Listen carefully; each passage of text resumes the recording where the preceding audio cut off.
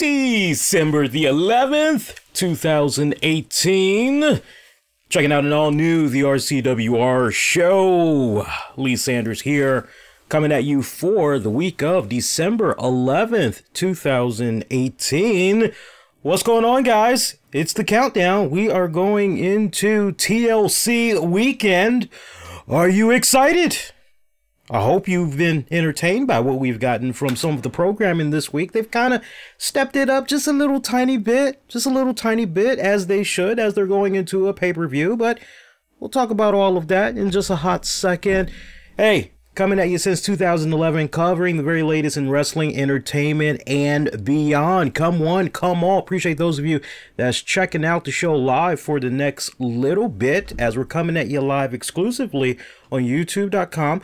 I've honestly been enjoying this, because normally I simulcast on YouTube and on the Spreaker Strap forum. What's up, Lee Strack? What's up, Austie? And Austie, hey, that's awesome. Austie's birthday is tomorrow. You know, while I'm giving birthday shout outs, I don't know if she checks out the show, but I do want to, because today is actually my mom's birthday. And although we've had a very strained relationship, you know, I always get a little melancholy around this time. So, Mom, if you're watching, happy birthday to you. I do hope that the day was awesome. And hopefully sometime in the near future, maybe I can pick up that phone and chat with you for a little bit. Austie's birthday is tomorrow, so happy birthday to Austie in advance. But, yeah, you know, I guess we can kind of say that what we had got this week from WWE, yeah, it's been pretty solid, as they're pretty much setting up the TLC pay-per-view. But like I said, we'll talk about that in a hot second. Yeah, I was telling you guys before I got a little sidebar there, you know, it's been refreshing to just do the show on YouTube, because normally we simulcast YouTube and Spreaker. And I've just been kind of like, okay, you know what? I actually wouldn't mind just editing the show for the downloads. And I don't know if you guys have been checking out the show on demand on the downloads, but I've included bonus topics exclusively for on demand and on the downloads. Now, if you ask, like, what's the major difference? The major difference is when people are checking out the audio stream, they're going to hear a lot of commercials, things of that nature. So I try to do my best to limit to a degree when we're doing the live webcast for you all. But there are some sponsors that are, hey, we actually want to be included on the web stream. So, but the big bulk of the advertising, it's done on demand and on the download. So as I've been coming at you guys the past couple of weeks, something new that we had implemented last week, as a matter of fact, if not the week before, is now on our Patreon page, we're going to give you guys uninterrupted commercial-free episodes of Wrestling with the Topics, the RCWR Show, 30 with Lee. It will be unedited, uninterrupted. So, I mean, that's really solid. So, if you haven't signed up yet to be a Patreon member, do consider patreon.com/RCWR Show. $5 a month. You get access to all of that great content. You can't beat that. You honestly cannot beat that. So, what are you waiting for? And I mean, worst case scenario, if after the entire month is up, if it's a situation where you're not feeling the content, or, you know, hey, Lee, look, I just want a refund, just let me know. I'll hit you up, give you back your refund, no questions asked whatsoever. So, I mean, you've got nothing to lose and a lot to gain. I mean, if you're checking me out, you got $5 floating around somewhere. Come on, you can't beat that. I mean, you're getting like about at least 10 additional shows on Patreon. And for you Spider-Man fans, I will actually be doing a special 30 with Lee this weekend. I'm actually going to be reviewing the Spider-Man Into the Verse.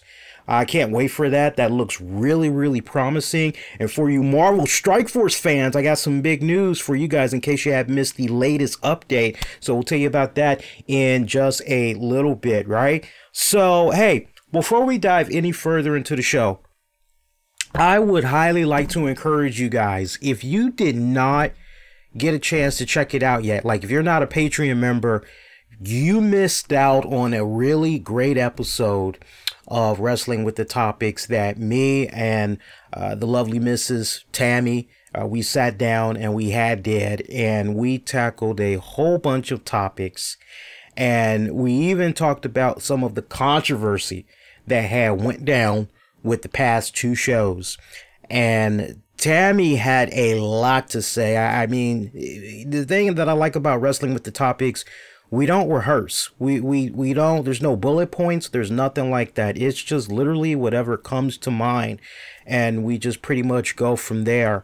And Tammy had a lot to say about your man from what went down with the past 2 shows. And I did not ask her to come to my defense in any type of way, but she cleared up a lot of things that honestly, I enjoyed that episode. That was probably one of the most strongest episodes that we've done to date, because, you know, not only did we tackle what went down with the past 2 shows, but we also tackled just this whole day and age of just the social justice warriors, the whole entitlement era that we're in, that this current generation seems to be, not everybody, but just all are kind of, hey, I'm entitled, you know, I didn't earn this, gimme, you know, it's basically the gimme generation, as I used to once refer to so long ago. But we went through a wide range of topics. It was a really, really good fun show. And our Patreon members had actually received that episode first. They actually had received that, I want to say, maybe Thursday. Last Thursday, they had received it. So you can access it right now, and it'll eventually be released on demand and on the downloads. I don't think I'm going to release it this week because we got the TLC pay-per-view coming up. So I'm not really sure if that makes a lot of sense to release it, because I want to try to give that episode the necessary traction that it should properly get. So that episode may not be released until next week. So I'm not really sure what's going to happen with that. But it was a really fun episode. If you haven't checked it out, do check it out. Like I said, it was really fun. We did like about 2 hours and 20 minutes just bouncing off of each other, going all over the place. I loved it. I loved it. It was a great show. But something new that we're going to start doing, one of my friends had hit me up, and he was like, Lee, look, man, that crap like never needs to happen again. If you need some help in the chat as far as moderating goes, let me know. So there's going to be somebody, I'm not going to even mention the person's handle. It's funny though. They aren't even going to be interacting in the chat. All they're going to be doing, I don't know if they're going to be beginning it like as of this episode, but basically from here on out, they will just basically be reading the chats. They'll be reading things that's being said. I'll be reading it as well, but more so they're going to strictly just be in there just to make sure that they're weeding out trolls, things of that nature, so I could just solely focus on doing the show and keep giving you guys the great fun that you all have been appreciating, you know, since 2011. All right. And one last thing that's pretty, you know, hey, well, that's kind of cool, is I'm waiting on a big announcement. Our Patreon members will get this announcement first, and then it'll trickle on down to our social media outlets. But it looks like, I'm not sure just yet, but the RCWR show may be going on the road once again. I should know something before the week is out. I'm trying to put some last minute adjustments on a couple of things and fill out a few other areas. And hopefully, I'm pretty confident that before this weekend is out, I should have a cool announcement that I'll be making. You guys will definitely dig it. Like I said, we're going to be taking the show on the road once again. I've really been enjoying taking the show on the road, honestly. So fingers crossed, I'll give you guys that announcement coming up very, very shortly. Interesting weekend as far as football goes. I mean, of course, you know, I just got to rub it in people's faces because, you know, my man Dak Prescott, and the Cowboys, they did it once again. My God, they are on such a hot streak. 5 games in a row. I mean, if you'd have told me that they were going to come out of that and they were going to beat the Philadelphia Eagles, I would have said, no, against Carson Wentz? Nah, man, against the Super Bowl champions? No, I'm not seeing that happen. No, it should be a good game. It should be a little bit close, but no, Philly, they should definitely have that. They should dominate. I'm picturing a score of basically like 30-15 or something like that, you know. But my God, that game was just it could have went really either way. And now look, I gotta tell you, there were some calls during that game that the referees missed that made me scratch my head, and I'm going, what game are they watching? Because what I'm seeing, no, this should have been called. Refs, what the hell are you doing, right? And some of those calls, the Cowboys, that is, they should have been penalized. So I'm going, well, what the hell? So yeah, you can make the little jokes. I put up a meme on Facebook and I basically said Cowboys did it again, and there was a picture of Jason Garrett shaking the hands of one of the referees, and you see money in in Garrett's hand, and you're going, oh, so that, okay, no wonder that's how they won. Okay, cool. But it was one of those games where I have to be honest, Dak Prescott, see, that's the thing. When it comes to NFL teams, there are a handful of NFL teams I have been following. And I've said this on the show time and time again over the years. There are a handful of NFL teams I follow faithfully, year in, year out. I have no allegiance to one particular team. There's just a boatload of teams I root for. So the teams I always follow every season, no matter what. I follow Dallas Cowboys.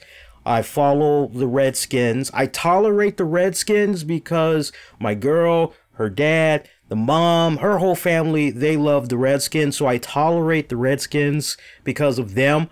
I love when the Redskins are doing well, but when I see stupid stuff go down, like what's been going on the past couple of weeks, and we've talked about that already, but there is some new stuff that went down from Sunday that we'll get into. I just scratch my head and I go, this is why I can't invest in the Redskins, right? So I follow Dallas Cowboys. I tolerate watching the Washington Redskins. I follow the New England Patriots. I've been following Kansas Chiefs. I love that Patrick Mahomes dude.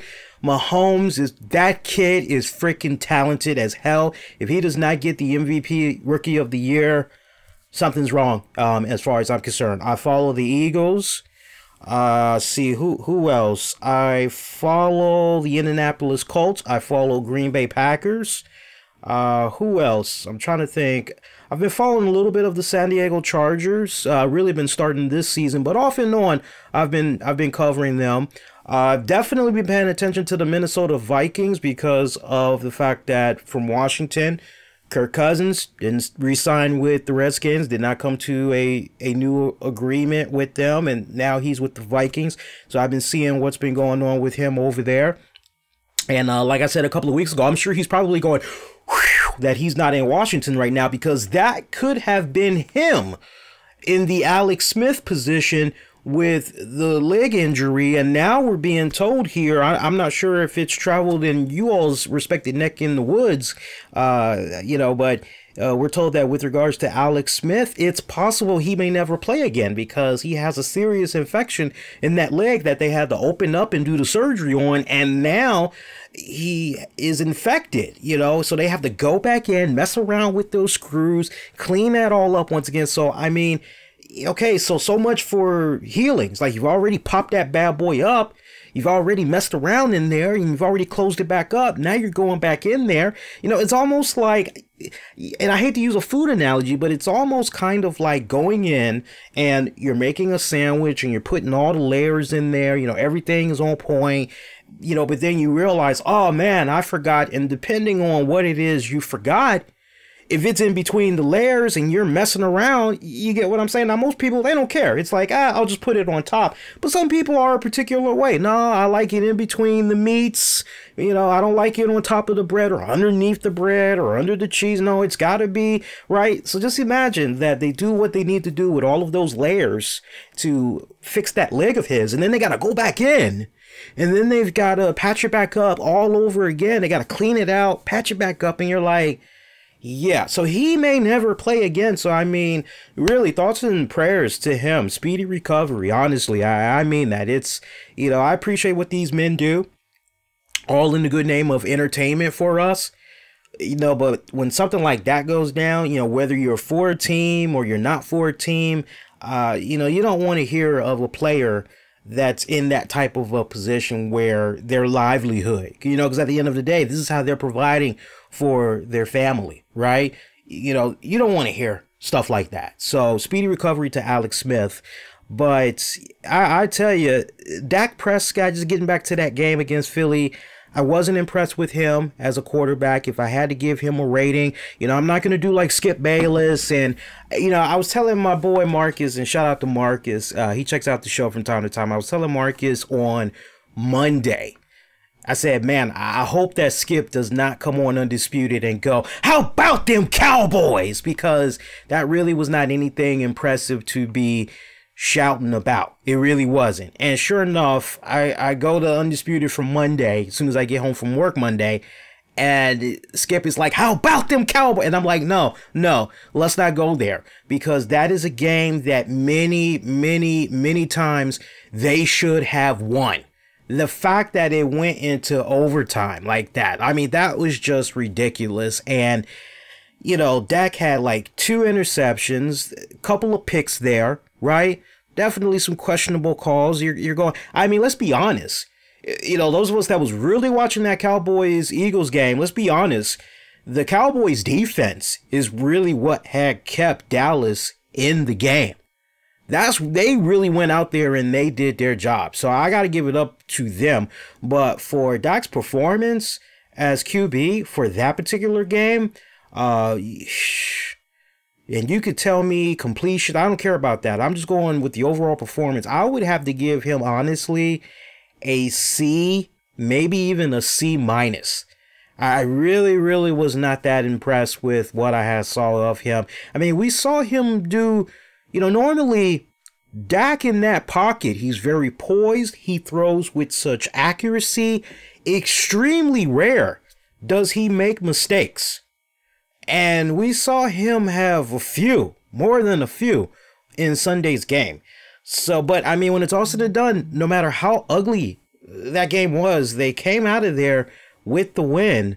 So, hey, that's great. Continue to ride that wave of momentum. But at the same time, I don't know the name of the Eagles player, but the Eagles player that had said, oh, Dallas, well, they always choke, so they're going to prove that again this Sunday.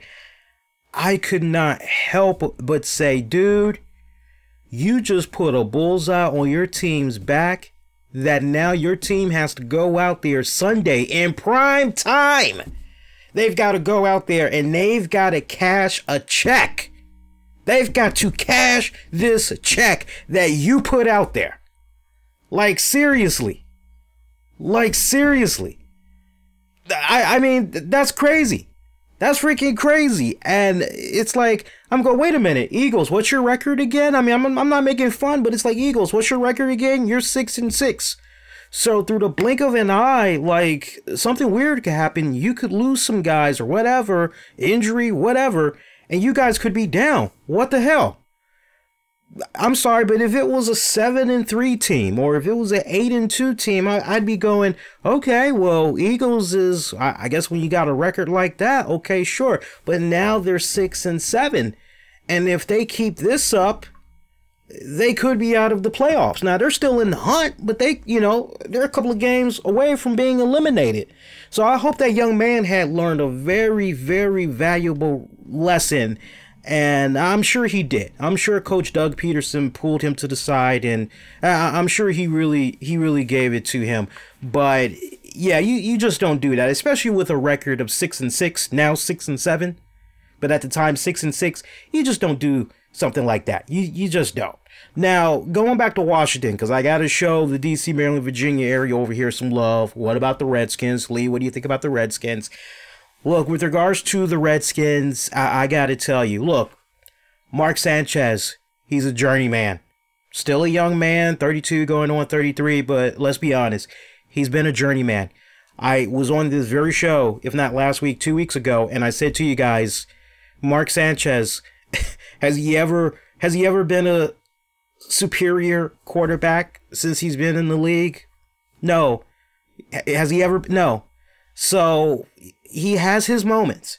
he has his moments where you go, wow, I can't believe Mark Sanchez did that. But as of late, it's you know, so for me, if you'd have told me Mark Sanchez was going to go out there in that Washington game versus the Giants and he was going to stink it up, that's another team I follow, by the way, the Giants, I would say to you that doesn't surprise me.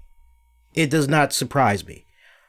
I mean, the game I watched on Sunday between the Giants and the Redskins, there was just no chemistry. Nothing was there. Now, some could say, well, Lee, look, they had just signed Mark Sanchez, right? So he's still trying to get the whole system down and blah, blah, blah, blah, blah, blah, blah, blah, blah. And I will say to you, yes, absolutely. But nothing was clicking. Despite the full week that he had to prep, train with the guys, all that, nothing was clicking. I mean, he was just having a horrific day, to the point I'm looking at his stats right now for the game. And basically, he threw 2 interceptions. One of those was returned for a touchdown, and he only had 38 yards in the first half. 38 yards in the first half. So they went on ahead and they benched his ass for 32-year-old Josh Johnson.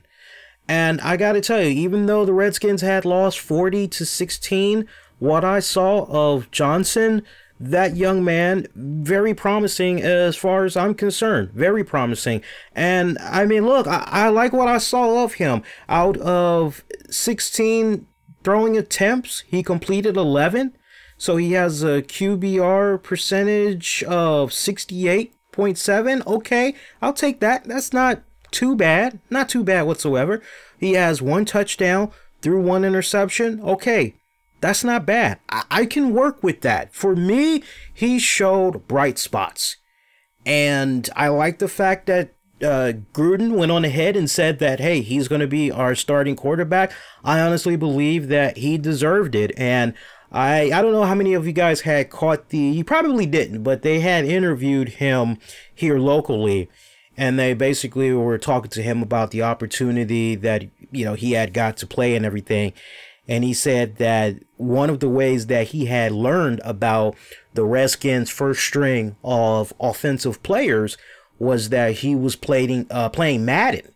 And he's been religiously playing the Madden video game for a few years now. But as far as getting the whole team down, knowing, okay, who's to my right, who's to my left, he was playing Madden. And that's pretty much how he got it down. And that kind of played in part to how he was able to get the chemistry going with those guys when he came onto the field.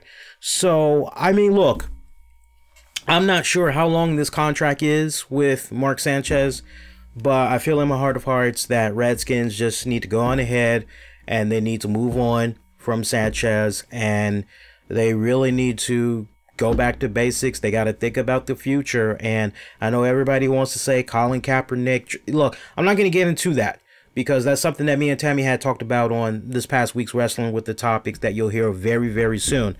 So I'm not going to get into that now, but you know, we all could be in agreement that these are some serious growing pains for the Washington Redskins. Washington Redskins franchise alone has 17 players that are on injury reserve, all just this season, right?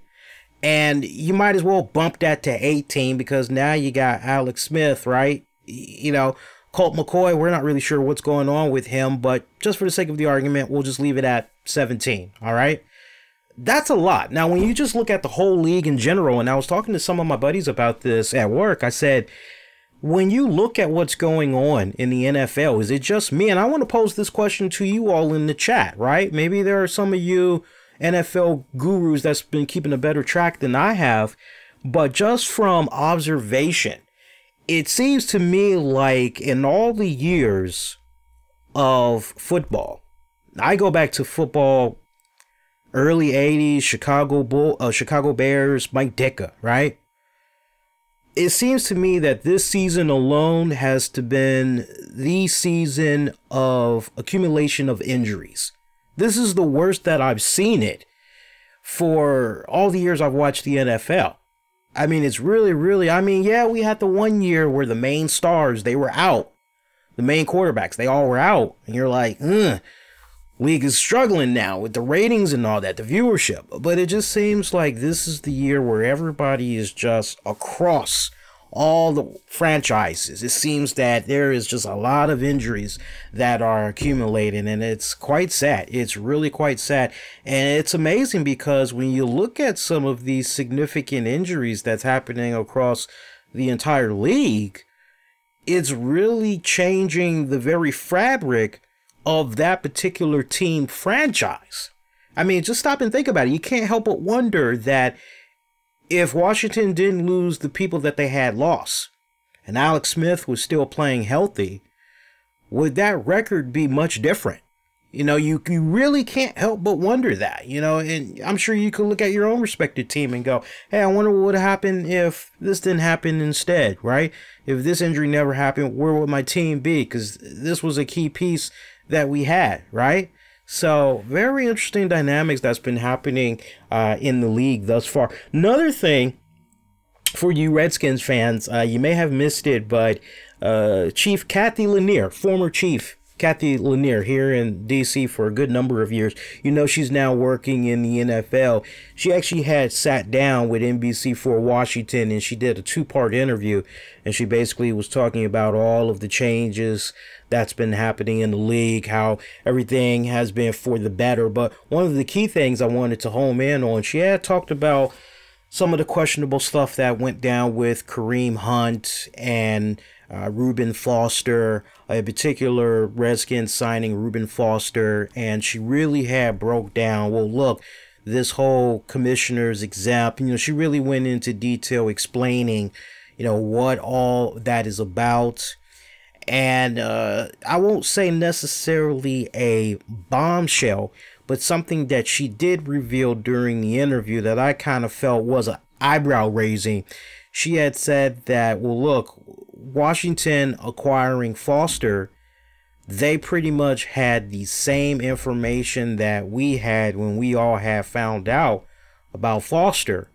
So the fact that they went out and they acquired him, you know, we did not give them permission. We didn't consult with them. They just went on ahead and they acquired him at their own discretion.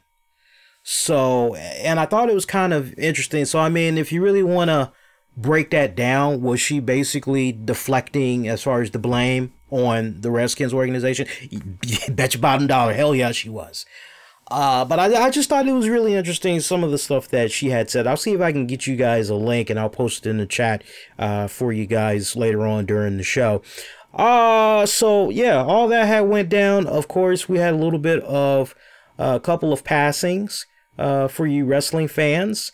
You know, the first one, I got to give it up to him. He was one of my favorites. I definitely remember him from the AWA days.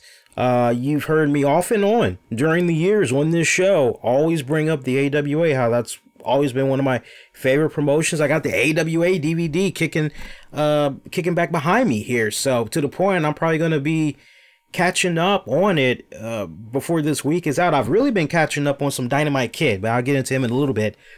Of course, I'm talking about Hall of Famer Larry the Axe Hening. One of the good ones, man. I was really bummed out when I had heard about his passing. I'm like, oh, damn. You know, of course, the father of WWE Hall of Famer, Mr. Perfect, Curt Hennig, and the godfather of Curtis Axel. You know him as that, but Joe Hennig is his name. And damn, you know, you talk about a nice piece of childhood that's gone, man. I mean, I definitely remember his AWA days. And I remember, you know, he was feuding with Vern Gagne. I remember when he had hooked up, I'm talking about the Axe Hennig. I remember when he had partnered up with Harley Race. And they were calling themselves, I think Harley Race was calling himself Handsome Harley Race, and the Axe was calling himself, I want to say Pretty Boy Henning, and they were like this cocky tag team, and they were doing any and everything by any means necessary to win. I mean, they were lying, they were cheating, they were stealing, they were dirty, right? But I love these dudes, man. I loved watching them. And one of the main feuds that I remember that they were involved in, it was for the AWA tag team titles. I remember, I'm trying to think who they had pulled those tag titles off of. Their name will come back to me in a hot second. But I remember they were feuding back and forth with this one tag team for like many months. And eventually it was a situation where Vern Gagne had stepped in, and Vern, you know, he already had that heated rivalry there. So it was kind of like reignited basically. And Vern Gagne, various tag partners, they would feud with Harley Race and the Axe over the AWA tag titles. And it was the best of stuff. You know, I mean, it kept you at the edge of your seat. It was entertaining as hell. Love the stuff. And damn, that was a good heated rivalry. Matter of fact, I remember eventually Vern Gagne and the Crusher, they had won the titles after basically feuding with Hening and Race for, God, a handful of months at least. But the title reign, it didn't last that long. Those guys had eventually got the titles right back, but then Hening, he sadly had suffered a injury, went down in a match. Something weird had came about with his knee.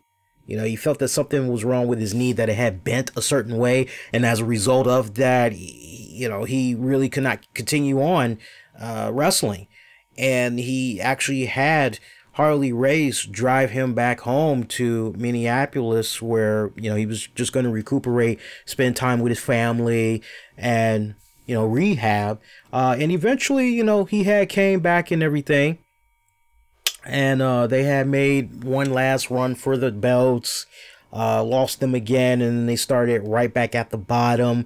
Then as they were in the process of going for the AWA tag titles again, I remember Harley Race ultimately had left Hening and the AWA for a singles run in the National Wrestling Alliance, the NWA.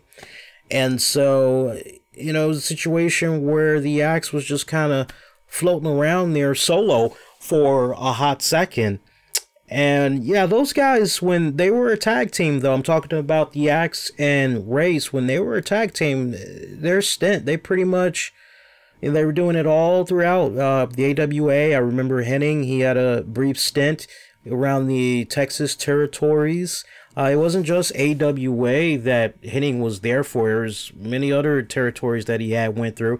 He went through the IPW. If you remember, he had held on to the tag titles with Bob Windham. He also was in Western State Sports. So just to name a few, but for me, the big bulk of his stuff was AWA. So, and for you guys that, you know, love your WWE and all that, there was actually one time where the Axe had challenged Bruno Sammartino for the WWF Championship title, the WWF World Heavyweight Championship title. So have fun trying to see if you can find that on YouTube. I didn't take the luxury of seeing if that was on YouTube just yet. I'm wondering if that's maybe on the WWE network. Who knows? Of course, he gave us one hell of a kid in Mr. Perfect Kurt Hennig. And yeah, you know, I'm sure Curtis Axel would admit that, hey, there's just no comparing to his dad. There's not even coming close. There's only one Mr. Perfect. I'm sure that Curtis Axel would be the first to admit that. But you know what?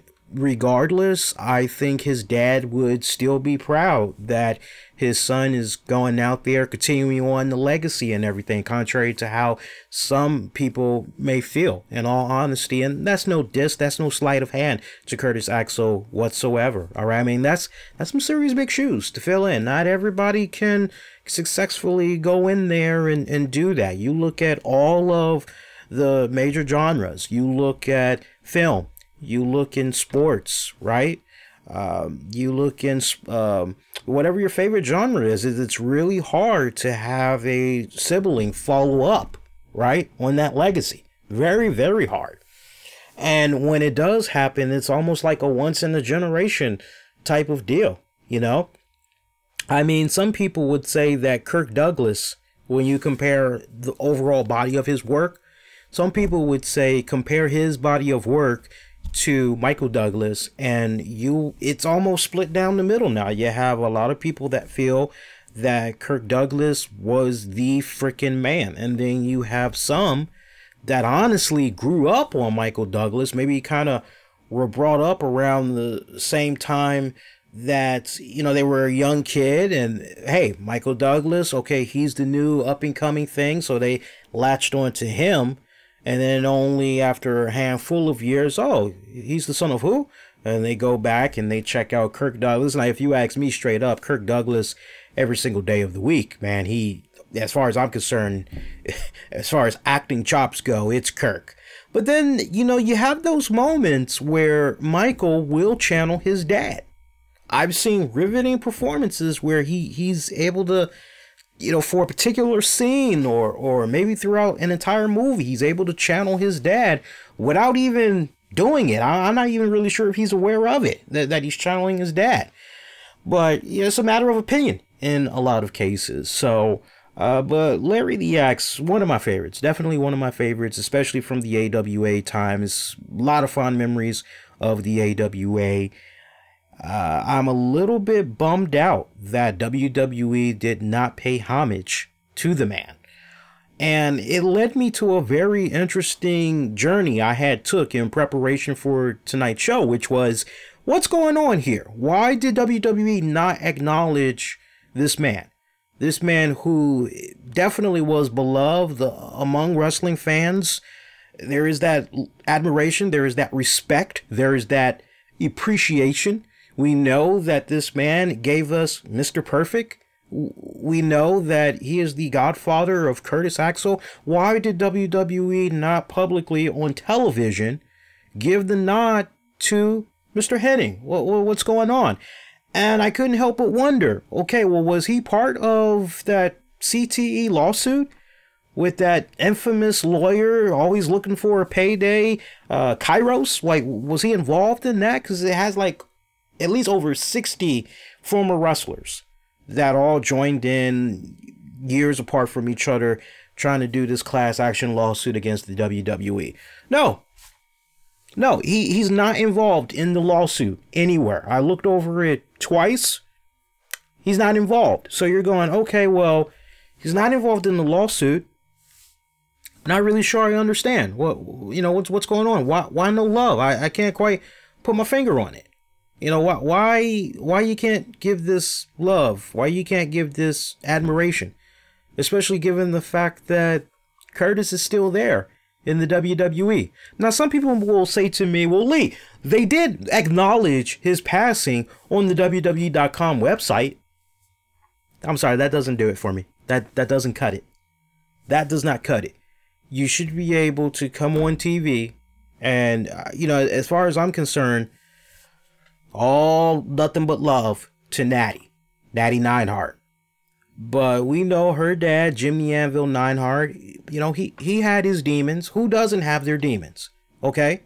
But there was a nice tribute done to him and everything, so I don't understand. And please don't hit me up with the whole, oh, well, Lee, we're going into a pay-per-view week and maybe WWE didn't want to do a Debbie Downer. How's that a Debbie Downer? You're celebrating the life, the legacy, the contributions that a guy like him made to the sport of professional wrestling. You know, his blood still continues on in the promotion this very day. So it's not a Debbie Downer. You're paying homage, right? You're recognizing somebody's career. And you're showing career highlights, packages, all of that. So many wrestling greats, personalities took to social media and said very kind things about the Axe.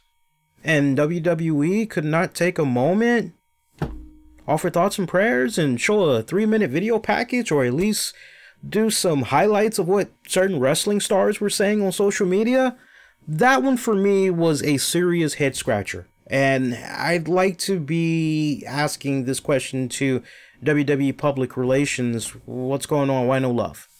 The other passing, bit controversial because, yeah, you could talk about all of the great significant contributions that he's made to the sport of professional wrestling, but under that same breath, you also have to talk about his demons because, as I mentioned just a few seconds ago, we all have our demons, but man, this guy, man, you know, his legacy is a bit tarnished because of these demons. And of course, I'm talking about the Dynamite Kid.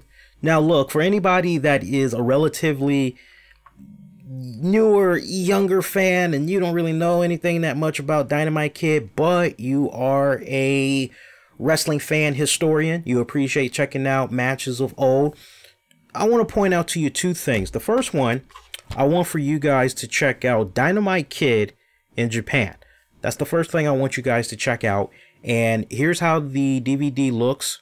Let me bring it on over here. All right.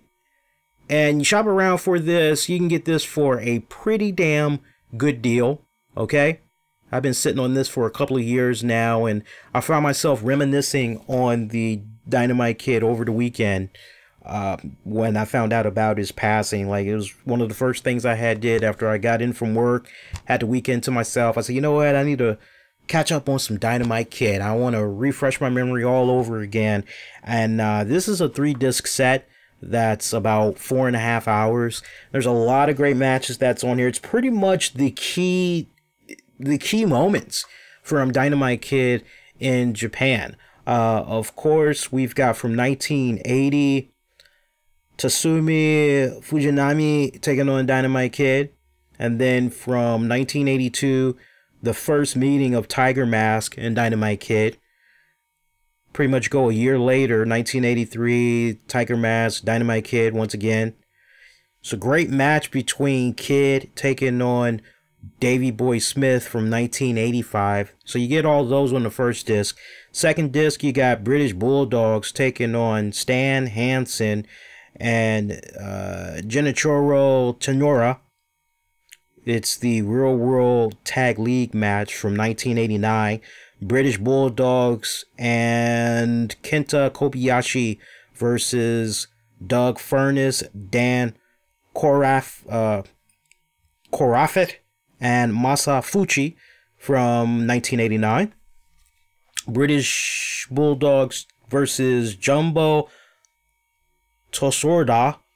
Wait a minute, hang on. Let me go back to that one. Jumbo Tosoruda and Yoshaki Yatsu.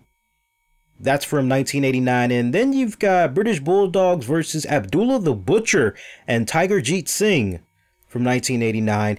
And your third disc, you got the Bulldogs taking on Dan Korafet and Doug Fornos, 1989. 1990, you've got them taking on Tiger Mask and Shinichi Nakano, 1990.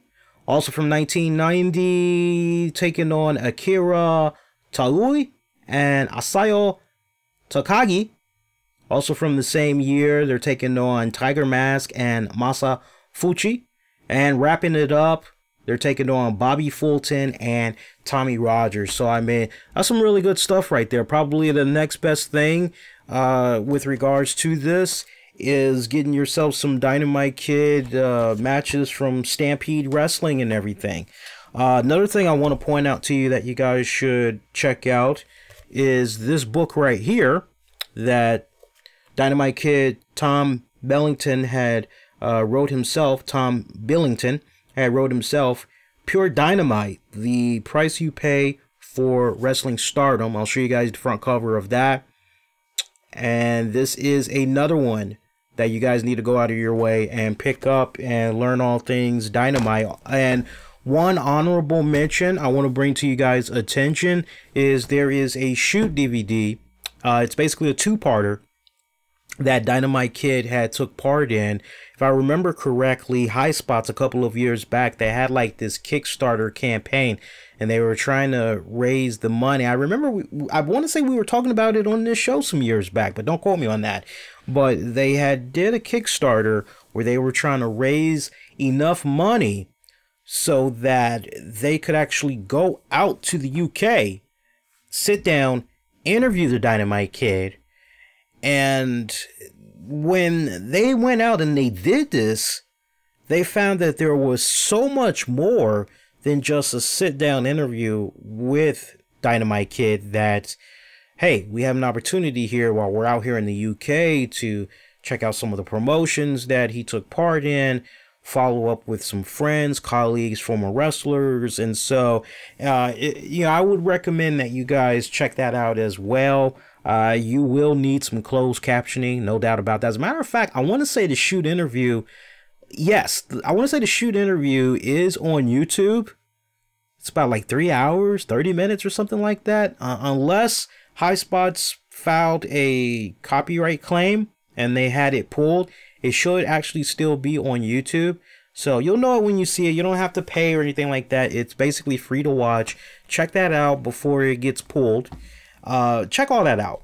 So, for me, the saying is always, hey, Dynamite Kid, years before his time, simply one of the best, pure natural. Man, this guy was a sight to behold. And you hear terminologies like that used so many times, but in the case of Dynamite Kid, this was a man that literally embodied everything that I just said. He did live up with 100% accuracy. He did live up to all of that and then some. This man definitely, and I'm sure you guys saw how many wrestlers had took to social media and they talked about how, hey, this guy had such a huge influence on my wrestling career. I patented my whole move set, my psychology. I patented everything around the Dynamite Kid or because of Dynamite Kid. And, I like what Mick Foley had wrote. I like what he had wrote something on Facebook. I love what he had wrote. I also love what Bret Hart had wrote. And my heart really goes out to Bret Hart because when you just look at the Hart Foundation and all the people that's basically passed in the Hart Foundation, right? Like Bret is pretty much, that's it. Bret's the only one. He's like the last man standing. And I'm not talking about the Tim Allen show, right? Last man. I'm not talking about that. I mean, it's got to be sad. I can't help but really feel for Bret Hart. Here's this guy that has lost so many good friends, family members over the years. And now he's just the only one. I mean, that's got to be a very, I can't really describe it, but I would hate to be in his shoes right now. But can I just read to you guys what Bret Hart had said? It was a really nice short thing that he had said about Dynamite Kid. And he said, and I quote, so I got this loading up here. There are people in life that have a ripple effect both professionally and personally.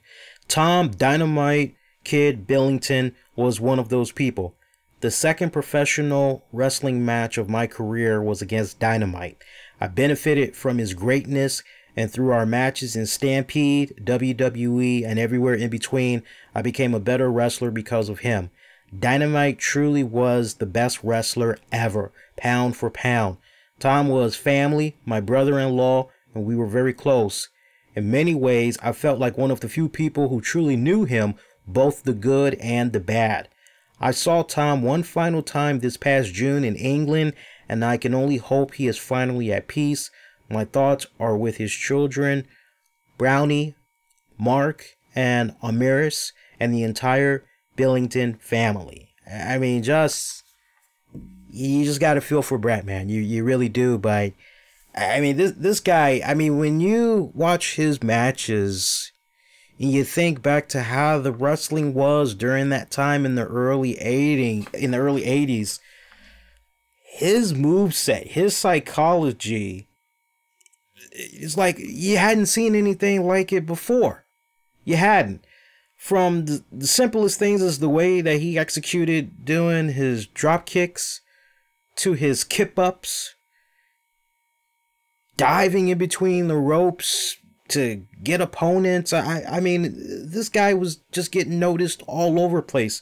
He had a very unique look. You know, here was this small guy, but you know, he was muscular in such a way where, I won't say bodybuilder or like a Arnold Schwarzenegger, like he could come kick your ass, but to see this small guy with this good muscular frame that was able to go out there and pound for pound, as far as ring psychology, as far as technical execution goes, while being entertaining at the same time, this young man was turning heads. And it's so funny because Stu Hart basically kind of like gave him the green light. And he told Dynamite way back then, he said, "You're a small, scrawny little thing." And this was before he got all juiced up with the steroids and everything. And Dynamite Kid had said in an interview that with regards to the whole steroids, that it was Junkyard Dog that introduced him to steroids, right? So talk about a cocktail recipe for disaster. And, you know, of course, with that type of style that Dynamite had, including the flying headbutt, nobody, you know, flying, well, what? Flying head, you know? I mean, you look at everything revolving around this man's moveset. And when you look at a guy like Chris Benoit, you know, I lived through Chris Benoit, and I can tell you honestly, every single time I would come to school the next day, it was always a situation, you know, where either when Benoit was in WCW or eventually when he came up to the WWF, every time I would come to school the next day and we would talk about, you know, what we saw on Raw or Nitro, and Benoit's name would come up, I mean, there was always somebody that would be like, "Man, he's just like the Dynamite Kid. He even kind of looks like the Dynamite Kid." And I remember earlier on, I used to hear that name so much, and I'm like, let me find out who the hell this Dynamite Kid is. And, you know, back then, you know, when we were in school, VHS tapes, it was the popular thing, right? Luckily, you up-and-coming generation, you're like, what's a VHS tape? You know, you don't have to deal with that nowadays. You know, you got your DVDs, or now you can just access your content via desktop, laptop. You know, you can go to iTunes or Amazon or whatever, right? But, you know, back then, it was VHS tapes. And so for a lot of us, it was a situation where if we missed Raw, Monday Night Raw, if we missed Nitro, or if we missed Thunder, you know, or, oh man, missed ECW or something like that, there was usually that one kid that we knew in school that had access to that stuff, and it was on VHS tape. And, you know, we'd be like, "Hey, look, I'll trade you blah, blah, blah for blah, blah, blah." At my school, many schools that I went to back in the day, we would trade VHS tapes, right? And I was the king of pay-per-views. I basically, at one point, had like almost all the WCW pay-per-views on VHS. I had the WWF pay-per-views on VHS. And so I was one of the popular kids in school, and normally I'd be able to check out some cool stuff. So I remember saying to one of my friends, I said, "Look," I said, "I need to know what's going on with this Dynamite Kid." It's like, you know, I keep hearing about him. Every single time Benoit's name pops up, everybody always keeps going, "Dynamite Kid." And so, you know, one of my friends was like, "Well, I got a little something on Dynamite Kid, might help you out." Checked it out, and I was just blown away. I was like, I was in love with the dude ever since. I was like, wow, this guy's pretty fucking good. But by then, by the time I was checking him out, I was checking out his earlier stuff. But by the time that I got hip to him, his career pretty much was already like done, you know?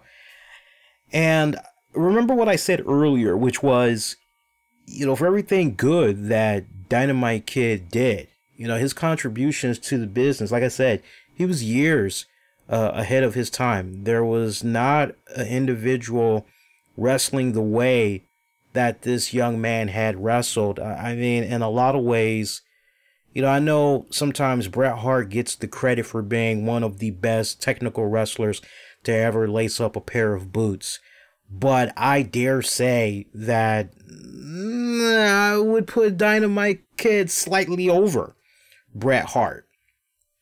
And, you know, it's you want to talk about, man, that's fucked up, right? Dynamite Kid, for everything that he did in that ring, it came at a cost. And the cost was by him being so physical, sacrificing that body of his all in the name of entertainment. He's got to somehow keep going. He's got to work through whatever injuries that he's sustaining, and he's got to keep going. Back injuries, whatever, you name it, he's experienced it. And you either powered through with steroids, painkillers, what have you. All right, so now you become addicted to those drugs. Heaven forbid you have a serious injury that results in you being out for a couple of months. Okay, so now you're addicted to those, whatever drugs you're being prescribed. You're addicted to them even more. So that is just a recipe for disaster. And ultimately, that's what Dynamite had experienced. And it's really sad how, you know, the final years of his life, you know, basically had ended up. You know, here's a guy that basically coughed up so much for the sport of professional wrestling. And I remember his return stint to, I want to say, New Japan.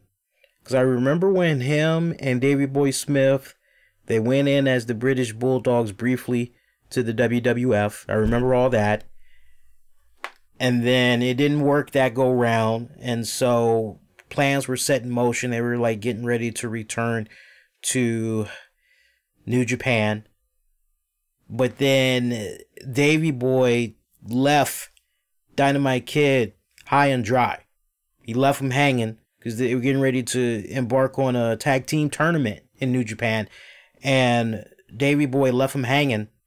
And as a result of that, now insult to injury, Davey Boy also took the British Bulldog name.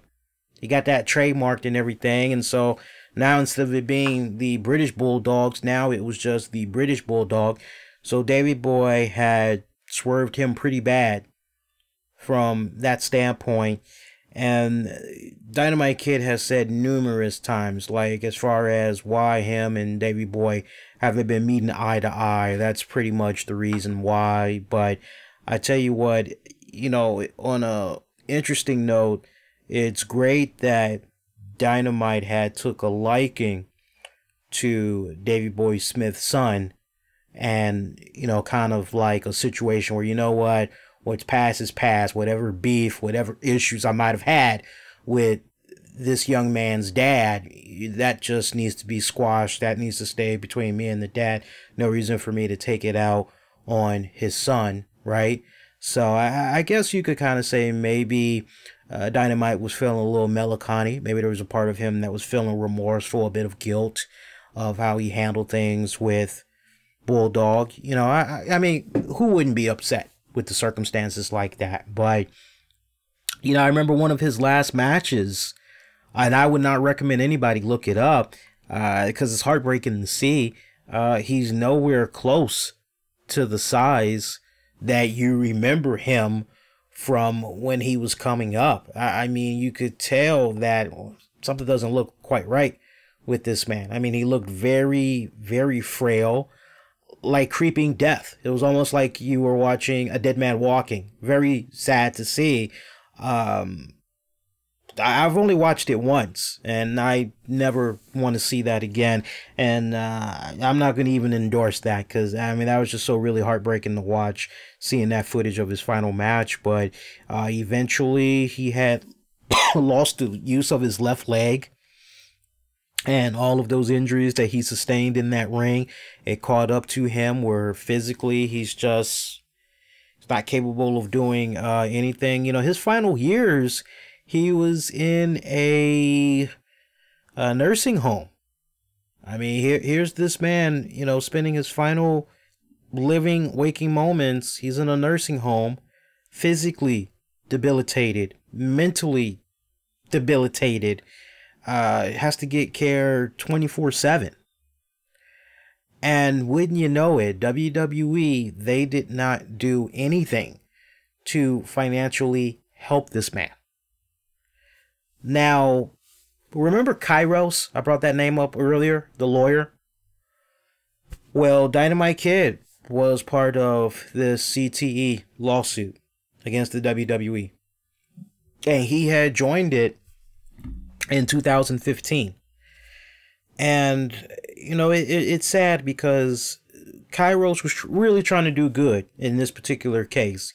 He was trying to put Dynamite in a position where he could get some type of money, if not from this lawsuit, at least put Dynamite in a position where he could get some type of ongoing financial care package from the WWE for his medical expenses, things of that nature. And WWE, you know, ultimately they won the case, the CTE case against Dynamite, and ultimately they had won the bid for, hey, no, we don't want to pay this guy any money for his medical bills and everything like that. And it's quite sad. And I actually was looking at a post that Kairos had, because he from time to time will post stuff on a blog site of his, and I want to read this to you. It's actually really brief, but it's some pretty heavy, powerful stuff here.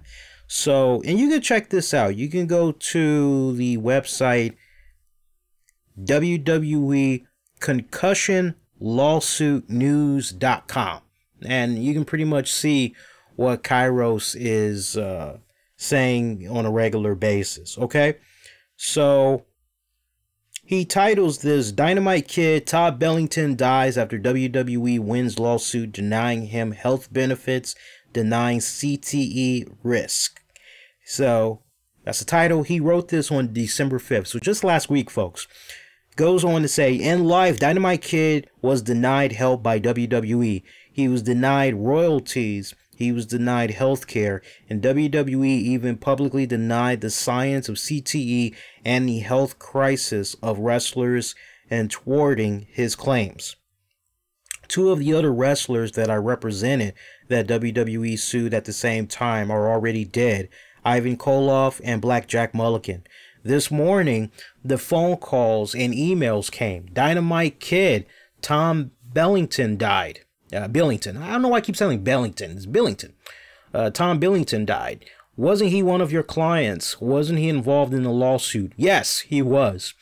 In fact, the WWE sued Dynamite Kid. Marinate on that for a few ticks, folks. In fact, the WWE sued Dynamite Kid while he sat totally disabled with dementia in a care home outside Manchester, England, to preemptively block him from getting any health benefits, telling the worldwide media through its spokesperson, Jerry McDivitt, that before Mr. Kairos started trolling around the WWE, was not aware of any wrestlers with neurological problems. All right. Tom is 58 years old. Well, at this point, it was an article he's referring to here. 58 years old, wheelchair bound, and currently residing in the dementia ward. Tom is totally disabled physically and neurologically. We've been married for 20 years, and I have seen him waste away his injuries. This is what his wife had said. Kairos goes on to say, this is now an all too familiar ritual with each passing of a well-known professional wrestler. There is a period of social media eulogies, broad consensus amongst their peers that they contributed to wrestling, and many tributes from fans to their professional career. This is fine, but it changes nothing about the WWE's past abuses, exploitation, and denial of the terrible plight of many former professional wrestlers such as Tom. Are you guys with me so far? Indeed, WWE's website exhorted superstars past and present are taking to social media to pay tribute to the Dynamite Kid in the wake of his passing on his 60th birthday. Take a look at some of those heartfelt messages from the competitors he both battled and inspired. And the usual, WWE is saddened to learn that Thomas Billington, known to his fans as Dynamite Kid, has passed away at the age of 60.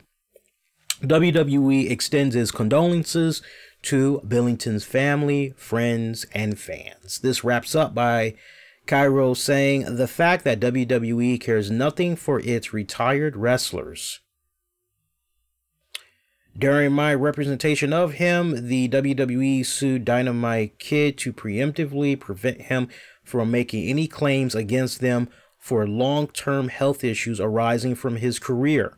The WWE continued to profit and will continue to profit from his career, yet refused to pay him royalties or provide any health benefits or anything else while he was in his final years.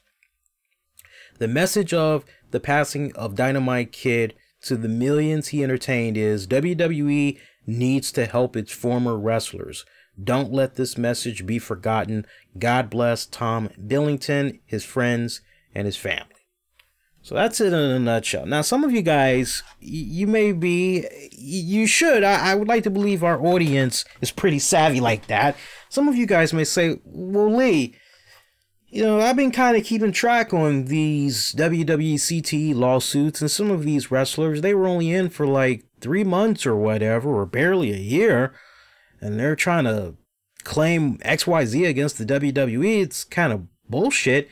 Lee, how long was Dynamite Kid in the WWE to even try to warrant this whole lawsuit thingamajigga? Well, I'm glad you asked that question, because let's find out together. Now, that's one thing I actually did not look up in anticipation of the show, but it's pretty quick, pretty easy to find. So he was in the WWF from 1984 until 1988. You heard me right, 1984 until 1988. So, I mean, 4 years, you know, but, you know, the thing with these CTEs that a lot of people seem to fail to realize is the more years that progress, much like with the NFL, it's like, okay, well, if we only knew back then what we know now, and the steps that we could take to try and make this be a much more safer game for everybody. God, I know NFL may be a bad example, because in some instances, by the time the NFL ultimately did have the info that they had, they were kind of, that might be a bad analogy, but you get the point that I'm making. But really, in the case of the WWE, I mean, just stop and think about that. You know, so if you had somebody that wrestled for the WWE, I would say, you know, 1970 to 1972, WWE ain't gonna know way back then, oh man, as a result of this person taking steel chair shots to the head, being pile drived head first, oh man, they went through a table head first, or oh man, look at, as a result of all of these things that's happening, you know, head trauma or whatever.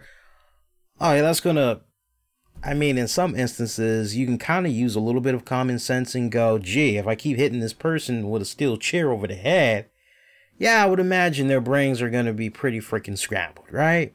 You know, but sadly, when you're that naive and you don't have hard facts of sufficient evidence that will say, hey, look, this is what's going on, you know, it's really, really hard for a wrestler and their respected lawyer to prove that, hey, during my client's time with the WWE or with Impact Wrestling, and they were involved in, say, X amount of matches, as a result of these matches, eventually this gave my client CTE. It's really hard to prove that, especially if that wrestler had went on after working for that particular employer, they went and worked for other promotions. So for all you know, said wrestler that worked for WWE from 71 until 74, and then went and wrestled for the NWA for about 10 years, and then wrestled in the UK, like for all you know, maybe it happened in one of those promotions, right? So the point that I'm making is, that's just it. It's kind of hard to pinpoint. It was the WWE that gave me the CTE. It's the WWE that gave me these injuries. Now, where I do kind of side with Kairos on this one, I do think it's pretty messed up that, okay, Dynamite did 4 years with the company. They're doing the thing with the royalties, and he's not being paid for the royalties. Damn, that does kind of suck. Okay, you would like to believe that, all right, well, you know what, under the circumstances, and he's not really doing too good. You know what? Once in the WWE, always in the WWE. You know what? We want to make his last few years as comfortable as humanly possible.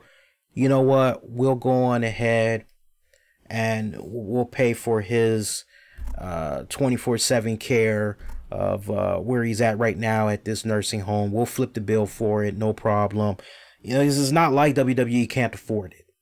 And if there's one thing that's always bothered me off and on during the years, it's definitely been that WWE does not do enough to take care of some of these wrestlers, be it small or significant contribution to the business. I'll give you a perfect example. Hearing what we had heard about Mr. Wonderful Paul Orndorff and the fact that the IRS was getting ready to seize his home because he hadn't paid taxes in X amount of years. He couldn't pay taxes on his home because money was so tight and he was doing other things. And you're going, wow, that's pretty damn sad to hear. You're telling me a guy that was involved in some key moments at WrestleMania. You're telling me that, you know, this guy, Mr. Wonderful, Paul Orndorff, remember a great feud he had with the Hulkster.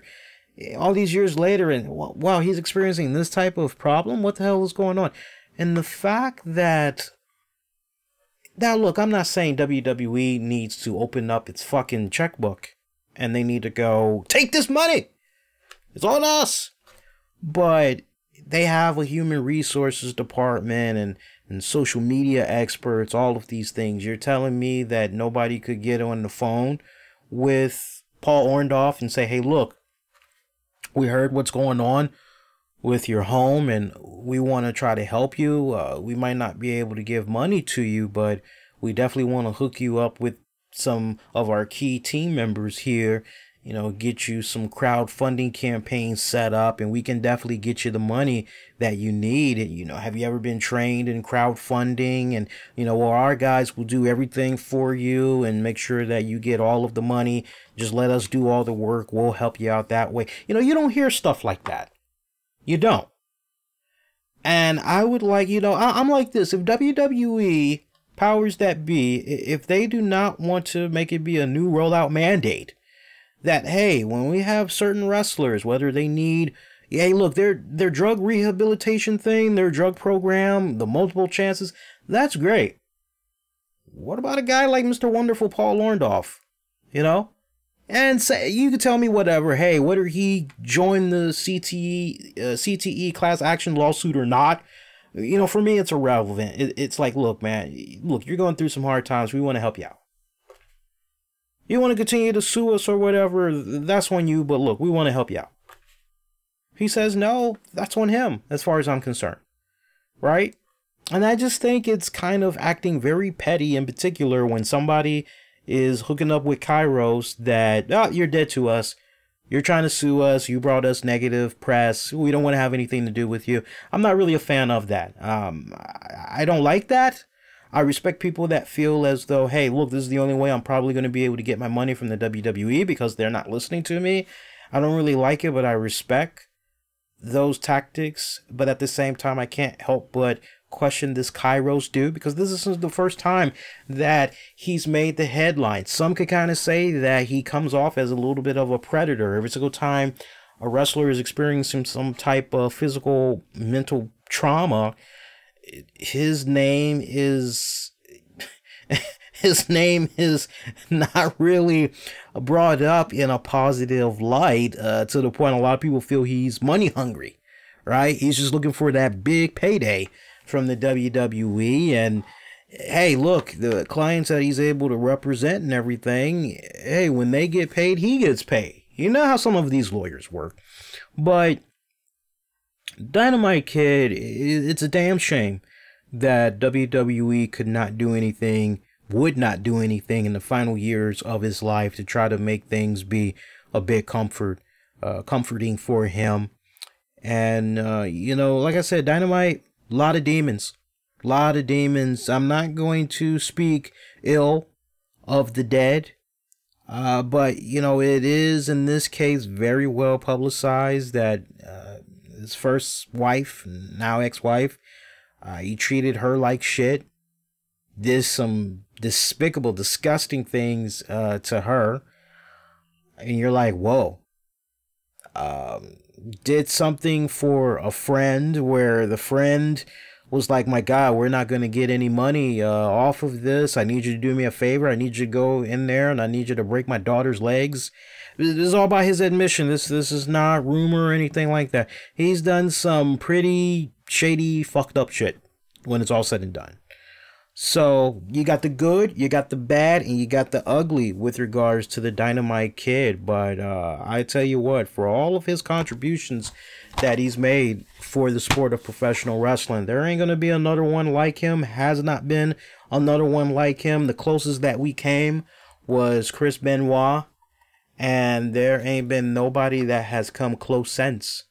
And I don't think we're ever gonna get that damn close again, quite honestly. But rest in peace to both of those guys. You know, they say it comes in threes, and this year alone, the wrestling deaths really been piling up. But yeah, do yourself a favor. Once again, man, you get an opportunity to get a little bit of money, or maybe you got some friends that's going to be hooking you up this Christmas. Ask them to pick you up the Dynamite Kid in Japan 3-disc DVD set, about 4.5 hours. And then pick yourself up a copy of Pure Dynamite by Tom Billington.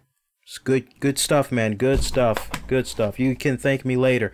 Hey, speaking of thanking, I do want to take this time out and I want to thank some of our show sponsors, because without their kind contributions, shows like what you're checking out right now would not be free. So we definitely want to take this time out and give them some proper nods. Let's get into some shout outs, yeah?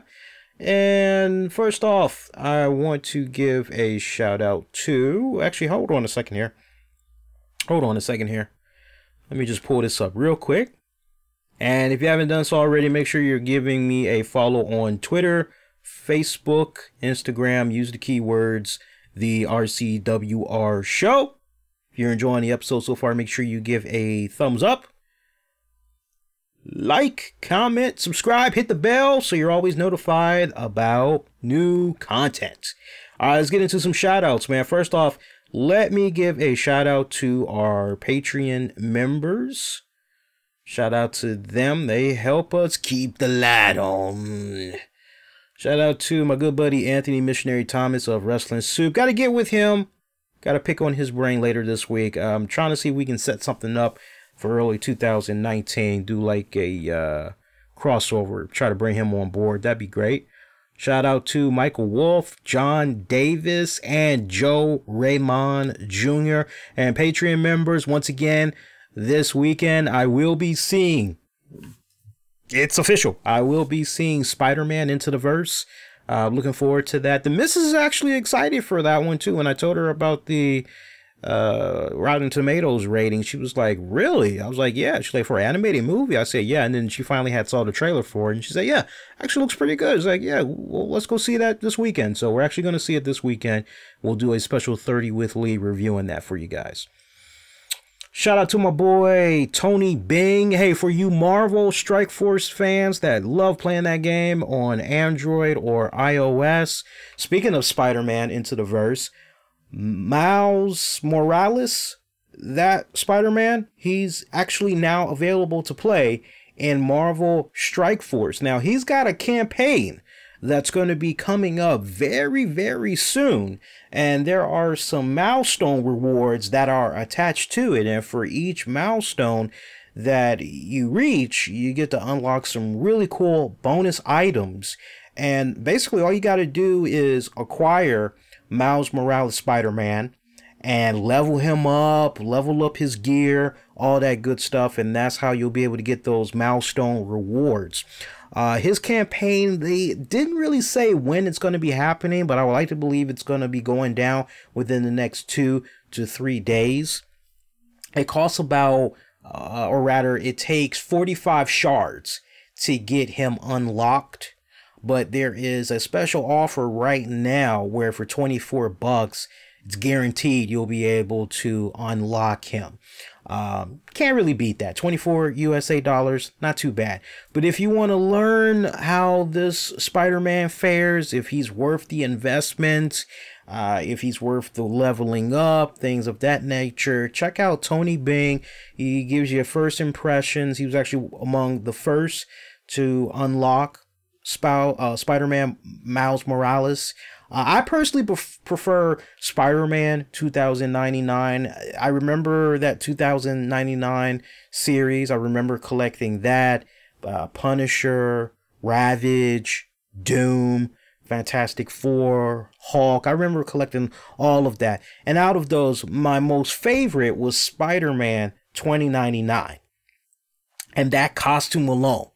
As far as like my top 2 favorite Spider-Man costumes of all time, I don't care what anybody says. Hey, it looked a little tacky. I actually love the original Scarlet Spider costume. And it was just red suit, blue hoodie, shredded hoodie. Love that. And Spider-Man 2099. Third favorite, of course, the symbiote costume. When it was on Peter Parker. Love Venom, don't get me wrong, but those are my top 3 Spider-Man costumes of all time. But Tony gives you the hookup, let you know what's going on with Miles Morales, if he's worth investing in. He's got an in-depth review that's going to be coming up very shortly. He covers blitz modes, raid modes, news, announcements, sneak peeks into exclusive characters, all types of really cool stuff. You can check him out on YouTube at Tony Bing Gaming. That's YouTube at Tony Bing Gaming, and do consider being a Patreon member to him as well. Good stuff, man. And also, let's give a shout out to KDog618 on YouTube. If you love all things gaming clips, a little bit of military, check out KDog618. He's on youtube.com/KDog618. 25cab.com. The RCWR Show is brought to you in part by 25cab.com.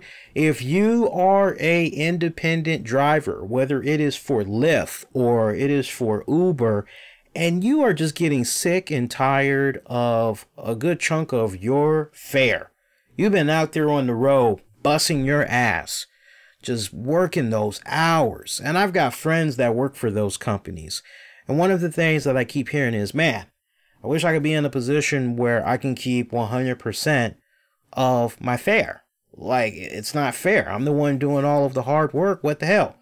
Well, if that's you, you want to be your own boss. You want to keep 100% of your commissions. 25cab.com may be your answer. Join the revolution. Learn more. 25cab.com. Orange Slice. The RCWR Show with Lee Sanders is brought to you in part by Orange Slice, a new and healthier way to quench your thirst with bursting flavor. Grab yourself a slice. It's coming very soon. It's going to be launching before this year is out. Also, the RCWR Show with Lee Sanders is brought to you in part by Savory and Well Seasoning. Get great seasoning sets available now at great low affordable prices. And if you buy a special set, you get a e-cookbook. Great timing for this holiday season. I know a lot of you guys are going to be cooking for Christmas and New Year's. Check them out. It's on Amazon. And I believe that is it for shout outs. Actually, got a couple more shout outs, but I'll get into those in just a little bit. And if you missed all that, check out the episode description of this very episode. You can check out all the links. Shout out to Gino. Shout out to Cody. Shout out to Shaba. I saw somebody say something about it was their first time in the chat. Can I just go back? Yeah, I think it was Cody. Cody said, hey, Lee, been a long time since I've been around. Good to see you still running strong. Appreciate the kind words. Cody, nice to have you in the chat. Remember, I'm always live. You know, we're coming at you guys regularly. Tuesdays, 10 p.m., 10:15-ish, as soon as SmackDown goes off the air. Also come at you guys live every single time a SmackDown, we come on live on Sundays every single time a WWE pay-per-view goes off the air. But Tuesdays at 10 p.m. Eastern, we come on as soon as SmackDown wraps up. All right, let's get into a couple of more headlines here, man. Hey, I'm sure you guys had saw. I was among the first. I didn't have any exclusive. I was just up late over the weekend, and I had a hard time sleeping. I was wired.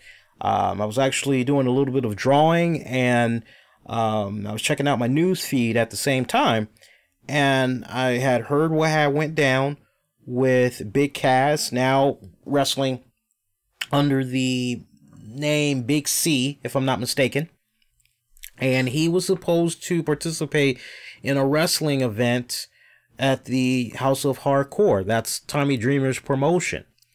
Well, sadly, during intermission, Big C had collapsed on the ground. You're like, whoa, what the hell? And he was having a seizure. So you hear that, you're going, what the hell is going on here? You know, what's up?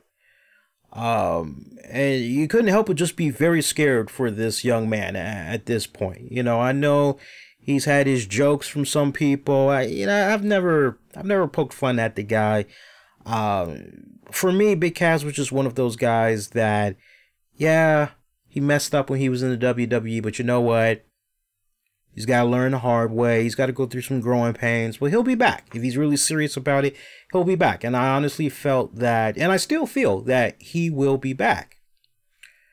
But to hear what had went down with him at House of Hardcore, now I'm kind of going, man, well, what exactly is the focal point? What's triggering these seizures? You know, if I'm the WWE, he can be in the best of shape for all they might care, but these seizures, do they really want to have that on their conscience? Do they really want to be in a position where at any moment he could have a seizure? Heaven forbid he has a seizure while he's in the middle of a match live on TV. Do you really want to risk that, right? I'm just saying, I know some of you guys don't like what I'm saying right now, but you got to be honest. You got to think like WWE. We've seen them kind of take a little bit of a backpedal when somebody's having some health issues. They kind of want to do everything they can to limit them as much as humanly possible. And I mean, for those that's clamoring at the idea of Big Cass back in the WWE, and I really wouldn't be jumping all up and down right now, not until we at least know what exactly is going on with these seizures. Is this a first time this has ever happened, or has there been a history of this? And if so, for how long? You know, that all can be talked about by the man himself at a much later date when he's ready to talk about it. But he gets surrounded by staff and everybody's checking up on him. They call an ambulance. Now, eventually he does come to. He's okay, but he still goes to the ambulance. Shout out to Rob Feinstein from RF Video. He actually did a signing over the weekend, and Big C was there and signed some cool stuff, and he was interacting with him and everything. And I actually follow Rob on Facebook, and he was actually one of the first, if not the first. He was one of the first people that I had heard that actually had interacted directly with Big Cass. And he said, hey, you know, I was just with Cass the other day. We had a great outing, and I checked in with him just now. He said that he's okay. He's just resting up. Glad that he's all right. And I was like, okay, that's great. And then shortly after that, Tommy Dreamer said a little something something out in the middle of the ring, and you're going, okay, well, at least we know he's okay. So speedy recovery to Big C. And like I said, at his discretion when he's ready, because I'm sure the public's going to want to know, what's going on with you, man? A seizure, or, are you having a secret battle or something you're not telling fans? What's going on? That's for him to talk about. When this news had broke down, I was very disgusted by one thing, and I was among the first to tackle this on social media, which was there was one individual that I want to home in on. If there were more, shame on them. They're sick. They're losers as far as I'm concerned. There was one particular individual, and look, I'm sure you guys, if you haven't done so, you'll research. I don't want you trolling. All right? Our audience is more mature than that, bigger than that. I don't want you guys trolling. All right? You want to give your 2 cents? That's one thing, but no reason to troll. So you had this woman who looks like she's probably in her 30s, maybe early 40s. Her Twitter profile indicates that she is a mom and all this other stuff. And she's got these pictures of herself meeting key wrestling celebrities. One of them is John Cena. And I couldn't help but go, well, if you're a mom, not being a dick, I'm just freestyling off the break, not overanalyzing. If you're a mom, why are you not sharing these moments where you're meeting wrestlers? Why are you not sharing these moments with your kids? Are your kids maybe a little bit too young? Is that the situation? Because if that's the situation, okay, I get that. And the only reason why I say something like that is because I know every time in the past, me and Tammy have gone to a wrestling event, or most recently when we went to Chicago, when we did the whole CM Punk meet and greet, there were parents that were with their kids that were more so excited to do a meet and greet, photo op with that wrestling star for the sake of their kids, because it was basically like, hey, I'm living my childhood all over again through my kid. So you're kind of going, oh, okay, cool. And I can't tell you how many people we've seen, photo ops and all that. Either the kid is having that moment with that celebrity, or the parent is having that photo moment with their kid with that celebrity. But the mom just, I don't know, maybe vanity, whatever you want to call it, but the mom is just in there taking these pictures with these wrestling celebrities. Now, I'll give her the benefit of the doubt. Maybe the kids are under 5. Okay, cool. But remember that. She's a mom. Remember that. She's a mom. So she posts a picture of Big Cass on the ground. He's having the seizure. Or maybe he just had the seizure. Who fucking knows? But he's on the ground. It's pretty intimate. And she posts this bullshit line, hey, I just came from out of the bathroom and Big Cass is on the ground.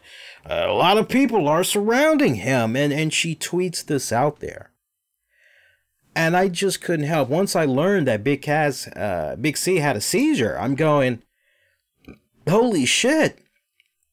Why the hell are you taking pictures of this? We're not meant to see this. What the fuck?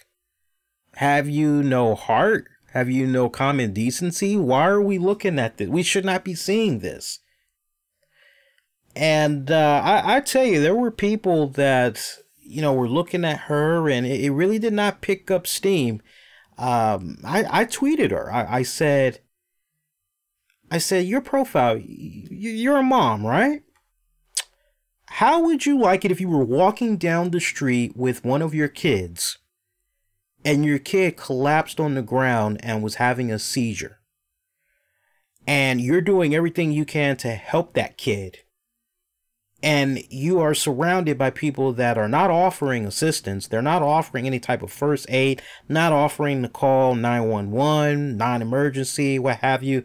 They're all just standing around in a circle, taking pictures, recording the shit so they can post it on YouTube.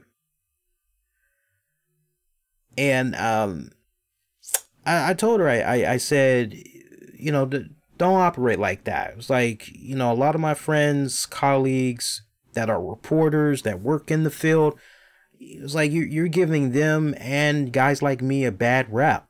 I was like, stop. You know, because it's true, you know, I have my own time to time. I will break news. You know, if I don't break news to you guys, you know, I will be in a situation where maybe I take the show on the road and I'm able to come across news that way for you guys. You know, so I mean, we have done our share of reporting. And there was nothing that was more infuriating. And I don't want anybody coming to me and basically saying, "Oh, you're just mad because you." No, it's not about getting a picture first or anything like that. It's about having the common decency to respect one's health problems. And I was equally disgusted with the way I was disgusted, over what had went down with the oh my God, with the way I was disgusted over what had went down with that poor woman and the whole kid. It was like, man, what the hell? You know, you had websites that were also doing the same thing. And it was like, I was very mad. It was a very sad moment. And I felt bad that the woman had conducted herself in that fashion. And I felt just as bad that there were wrestling websites, and I don't want to name the wrestling websites, but there were wrestling websites that had took the liberty of actually showing that image of Kaz on the ground. And sadly, regardless whether you know at that point when that picture was taken, he had the seizure or he was just recovering from the seizure, just the fact that you know he was laying on the ground because of the seizure, you're going, oh, damn, that's heartbreaking. You know, so I really hope that going forward that, you know, fans can just be fans and don't put themselves in a position where, like that woman did, because that definitely puts a smear, it puts a black eye on those that are doing it right as far as reporting goes. You know, those that are doing it right as far as, hey, look, because think about it, we're in this day and age where until you know all the facts, until you have concrete evidence that, okay, this is what it is, what you are trying to report could just be an opinion.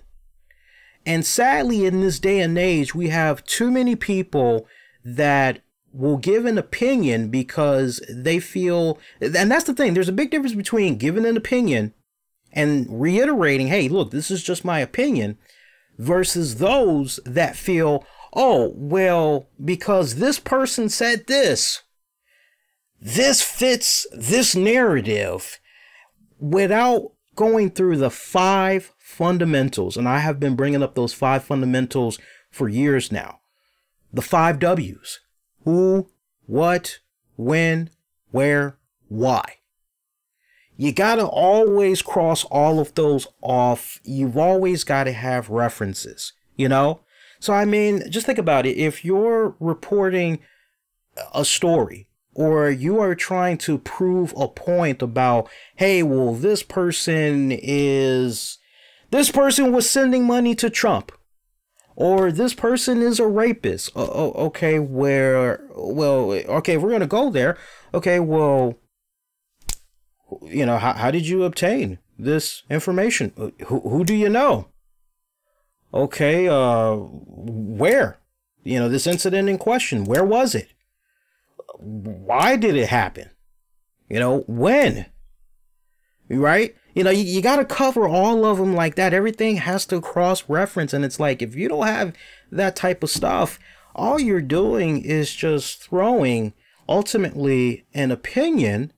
And in some cases, you have individuals that have their own agenda which is, okay, I'm going to put this out there because I'm trying to have certain people fit my narrative of what I want to bring up. You know, we're in this day and age now where it seems like it's really easy to latch on to making false accusations, false reporting, news, all of that shit without doing homework. We just have people that will assume, they will feel a certain way, you know, and it's really, really sad. And it's really, really sad. Definitely sad. You know, I'm disgusted by it. I'm really disgusted by it. So, I don't know, man, but you know, it is what it is. And as far as I'm concerned, life will freaking go on. Life will freaking go on. Oh, I tell you. And hey, I saw that we had got a couple of spam comments in the chat. For the spam comments that were coming in, I highly would encourage you to check out Wrestling with the Topics. That's a show that you can check out on demand and on the downloads. My soon-to-be wife, Tammy, had actually, and it's a very nasty habit. I guess I can actually get into it right now. And I'll just mention it briefly. She had revealed to me on the show, and you guys will actually get a kick out of this. When I told her what had went down on the past 2 shows, and you guys may have noticed that the past 2 shows that we did from over the past 2 weeks, that they're not on YouTube. Tammy had actually said, no, you need to go on ahead and you need to pull those. And I told her, I said, why? I didn't do anything wrong. I clarified, what the hell? And she goes, no.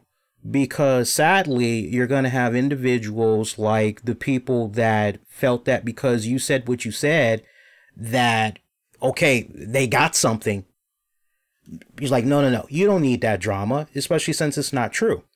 And then when we did Wrestling with the Topics, she revealed something I never knew that I did or continue to do. I'm trying to stop it. She said, you always round off numbers. I'm like, huh? She goes, yeah, perfect example. Every time we get a house bill, and she brought up the cable bill or whatever, she goes, every time we get the bills, there could be a cable bill that's $243.26. You know what you'll do? I'm like, no, what? You'll say, okay, so 250. Like, get the fuck out of here. She's like, yeah, that's how you always do it. She's like, you always round off your numbers. You never give exact numbers, which is odd for me because where I work, I'm always dealing with numbers and the numbers are always accurate. I have to be on point because I have to meet certain criterias for projects that I'm on. So I'm always dealing with numbers all day, every day.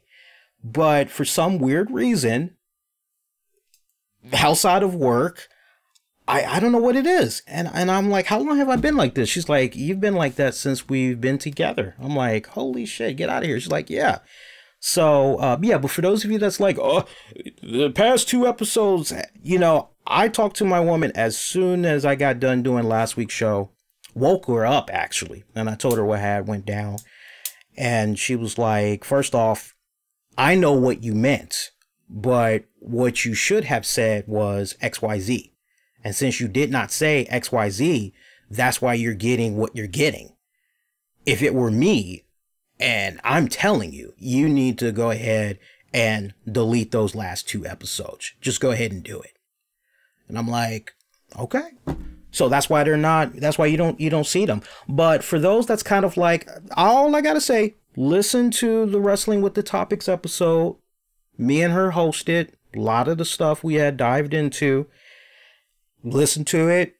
You can go at your own discretion after that. And afterwards, you want to feel how you want to feel. As far as I'm concerned, there's a heaven, there's a hell. I know in my heart of hearts all of my sins. And I know that for whatever I've done, we all, at the end, we're only going around this earth one time. We all gotta go, right? Now, I can tell you that the shit that I was accused of, that ain't true. Have I done some fucked up shit? Oh, fuck yeah. And I definitely will be answering for it, whether it's before this lifetime is up or in the afterlife, right? But man, I tell you, man, it goes back, you know, it's no different than what's going on with Kevin Hart right now. And you can't help but feel sad for Kevin Hart to a certain degree. So Kevin Hart, December 4th, he gets announced as the host for the 91st Academy Awards. You're going, hey, this is fucking fantastic. All right, Kevin Hart, we're going to have some great comedy. All right, somebody's going to come in there. They're going to have the one-liners. They're going to be able to talk about, my God, can you imagine the Kevin Hart jokes with Black Panther and Green Book? And oh my God, he's going to have a field day out there. But what happens? You have a situation where the lesbian, gay, transgendered, query community, right? They jump out there and they say, hey, look, we don't like this. We don't like that Kevin Hart is going to be hosting the Academy Awards. What about these comments that he made on social media some years back? What the hell? And this started to pick up a lot of traction. And it got to the point that the Academy Awards executives, they went to Kevin and they said, hey, look, why don't you issue an apology? Issue this apology and, you know, you can go ahead and you can continue to host. And Kevin Hart's like, wait a minute, man, wait a minute. I've already addressed this. I've addressed this multiple times over the years. I'm not going to go ahead and do this again. No, this is recycled. I've already addressed this. What's past is past. I'm moving on with the present.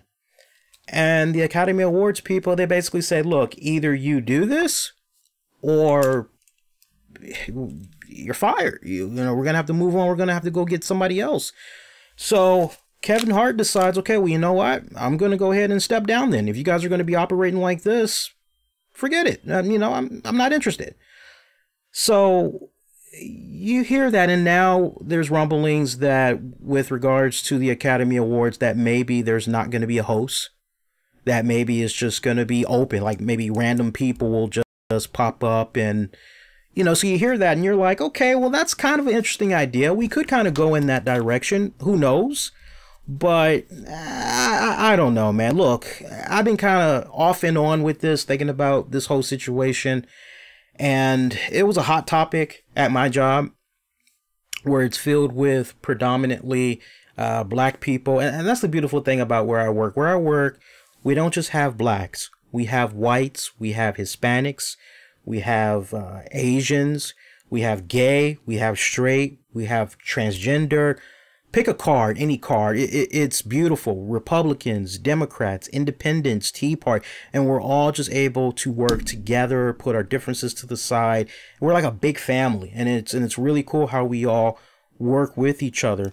And when this topic was brought up about Kevin Hart, it was like, it was very interesting because you had majority of people saying, why is he apologizing again for something that he said some years back?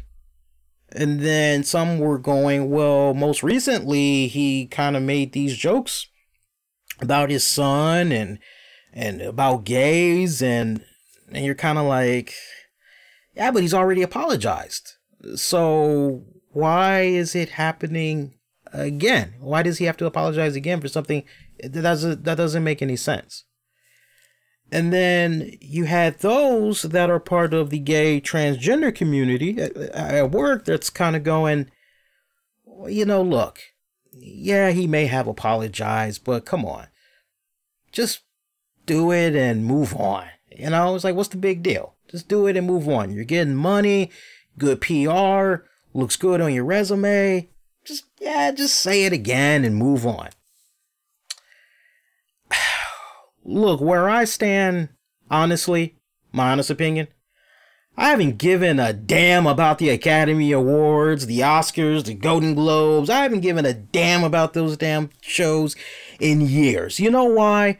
Because what I don't like is you think that the movies that you saw all throughout the year, that you feel very passionate about, where it should win an Academy Award, or this actor should get the award for best supporting or best actor.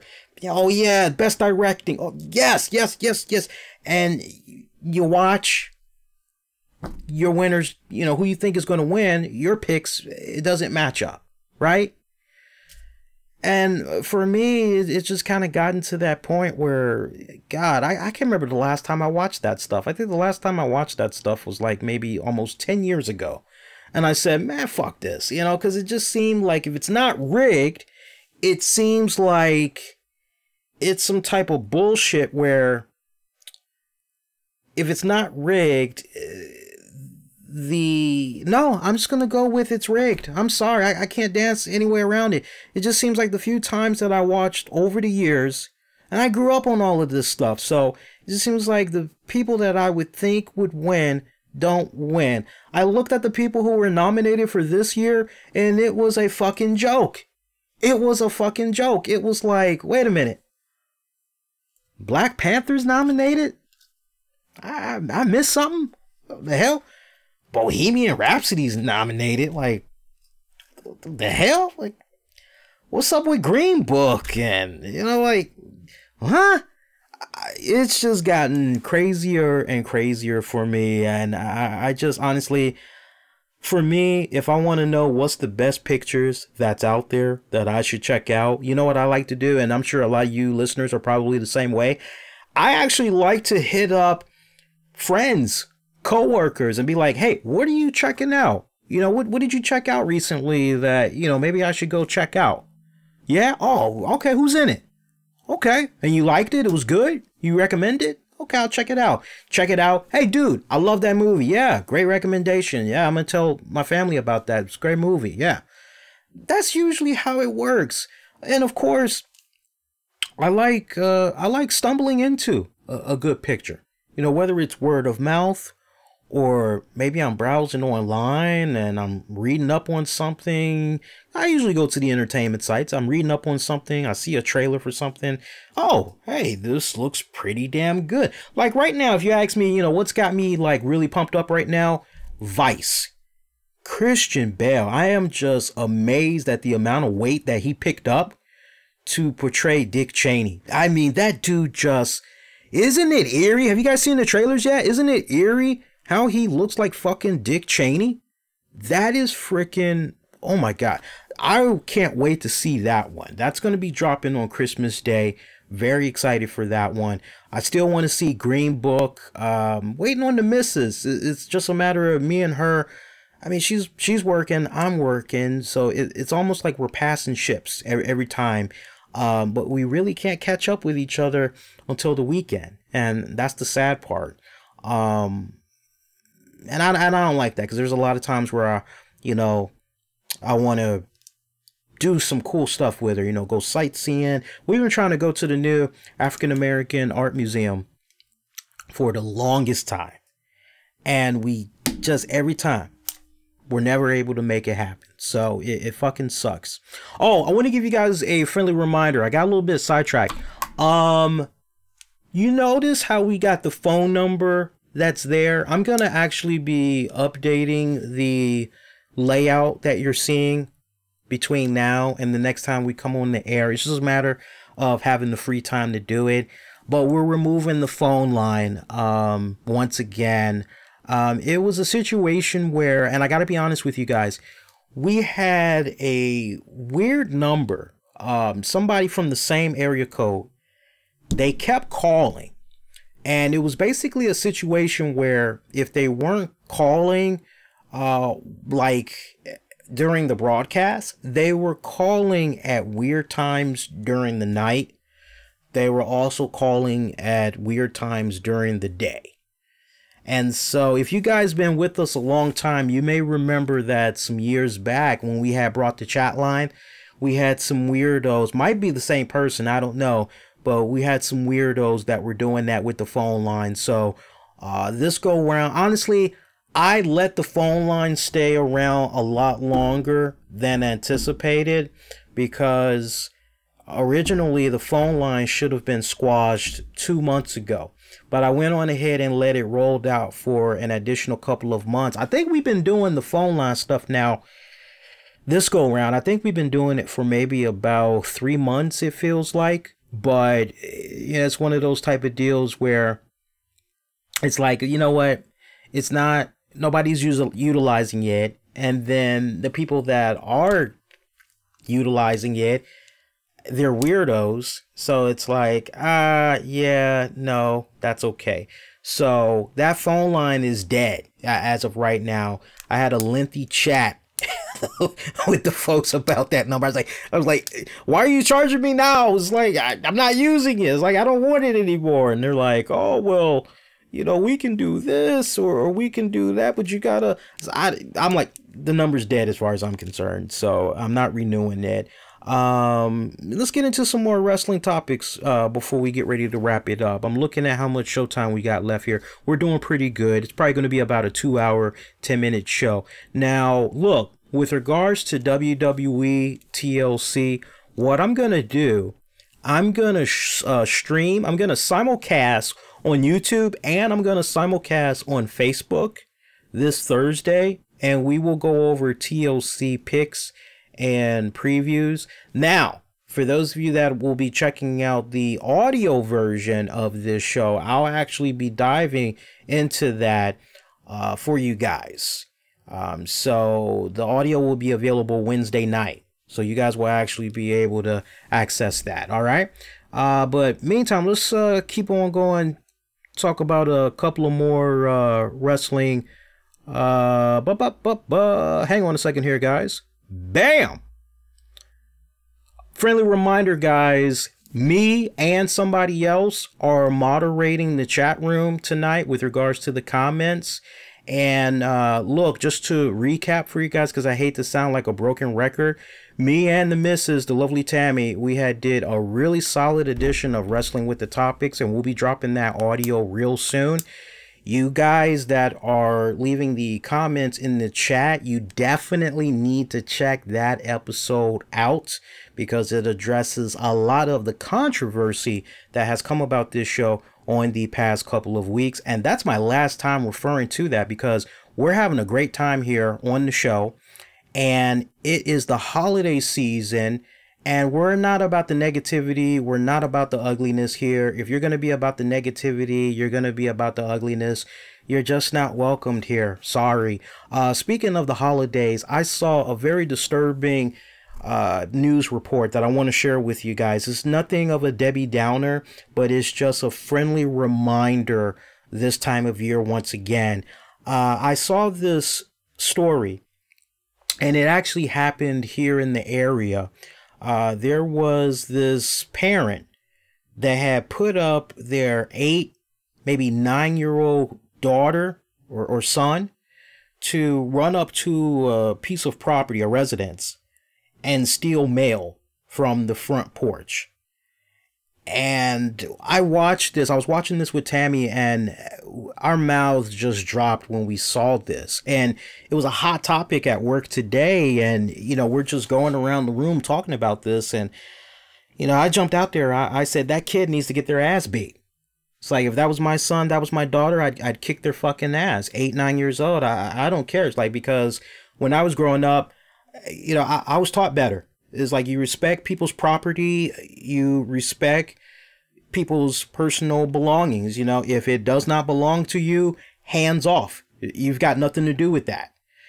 And a good point was made. Hey, look, for all we know, the parent, and 9 times out of 10, yeah, dummy, the parent put that kid up to do it. You could see the kid is hesitating, kind of like they really aren't sure what they're doing. The kid is kind of acting like they really know that, like, the kid is kind of acting like they know that they really should not be doing that.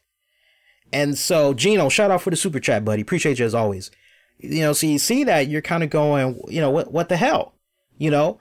But God, it was so sad to see that. It really, really was. And I had read the words of the resident that had their package stolen, and they were just flabbergasted at the whole ordeal. They're like, I don't understand why somebody would do that, why they would even put their kid up to do something like that. I'm just really at a loss for words. And yeah, I'm at a loss for words as well. friends, colleagues, we all were at a loss for words when we saw this. Some of them did not even see the footage, and we actually had to show them the footage of this little kid just running up to the residence, stealing the package. It's a friendly reminder this time of the year, guys. I say this usually every year. If you have packages that's going to be coming to your place of residence, I can't stress it enough. Unless somebody is going to be off at your home that day that the package is going to be arriving, or they're on vacation for that whole week and you're expecting multiple packages, you know, try to do your best to coordinate and make sure that somebody is home to intercept those packages. You know, now, a lot of times these days, the mailman carriers, they aren't going to knock on the door. They're not going to ring the doorbell, because if they're delivering packages anytime from like 9 to maybe 2, they're thinking, nobody's home. 3 o'clock on, maybe they'll go ahead and knock on the door, ring the doorbell. Maybe they'll do that, but typically they're just going to drop the damn thing off. All right. And it's as easy as that. I mean, it's very easy to get down the courier's routes, their drop-off times, and as soon as they're gone, it's easy to just come up right behind somebody, case of mailman, pick up a package, roll the hell out. Very easy. So I always tell you guys every single year, and I take my own advice. I'm not telling you something that I'm not offering, which is coordinate, coordinate, coordinate. If you're friends with your neighbors and you know they're going to be home for that week, particularly when you're going to be getting your packages, knock on their door. Be like, hey, I'm expecting a package by chance. Can you intercept it? You know, and if so, look, I'll give you an extra couple of dollars for the inconvenience. You know, my way of saying thanks. Do it like that. Y'all look out for each other. And, you know, nowadays you can invest in surveillance footage. You can invest in cameras and stuff, doorbells, all that stuff. I know you got Ring. I actually looked up Ring, by the way, because I keep seeing Shaquille O'Neal. He's promoting it. I looked at it and I kind of was like, very expensive. Let me tell you, it's very, very expensive. Like the cheapest thing I saw was maybe $100. But from some of the news reports I remember seeing off and on over the years, you can get surveillance beginning at like 20, 30, 40 bucks. And in some cases, depending on your county, you might be able to get it free as part of a write-off or whatnot. So, you know, but coordinate with your neighbors. Make sure y'all are on point, you know, because, I mean, come on. You know, nobody... It's sad. Knock on wood for me, I haven't had my packages stolen, far as I know. Far as I know. But I tell you, man, when you just see stuff like that, it brought back a painful memory from my childhood, which was, I remember when I was a kid living in California. I remember me and my mom, we had hit some rough times when we were in California. We were out there for like 1 year. We were staying with my grandma and my aunt. And I remember I was 11 going on 12. And I remember there was an argument that my mom and grandma had, and it resulted in my grandma kicking us both out of the house. And so we had no place to go for that night. And I remember we ended up breaking into a vacant apartment in a complex, and we ended up staying there for a couple of days. And normally what we would do, we would take turns sleeping.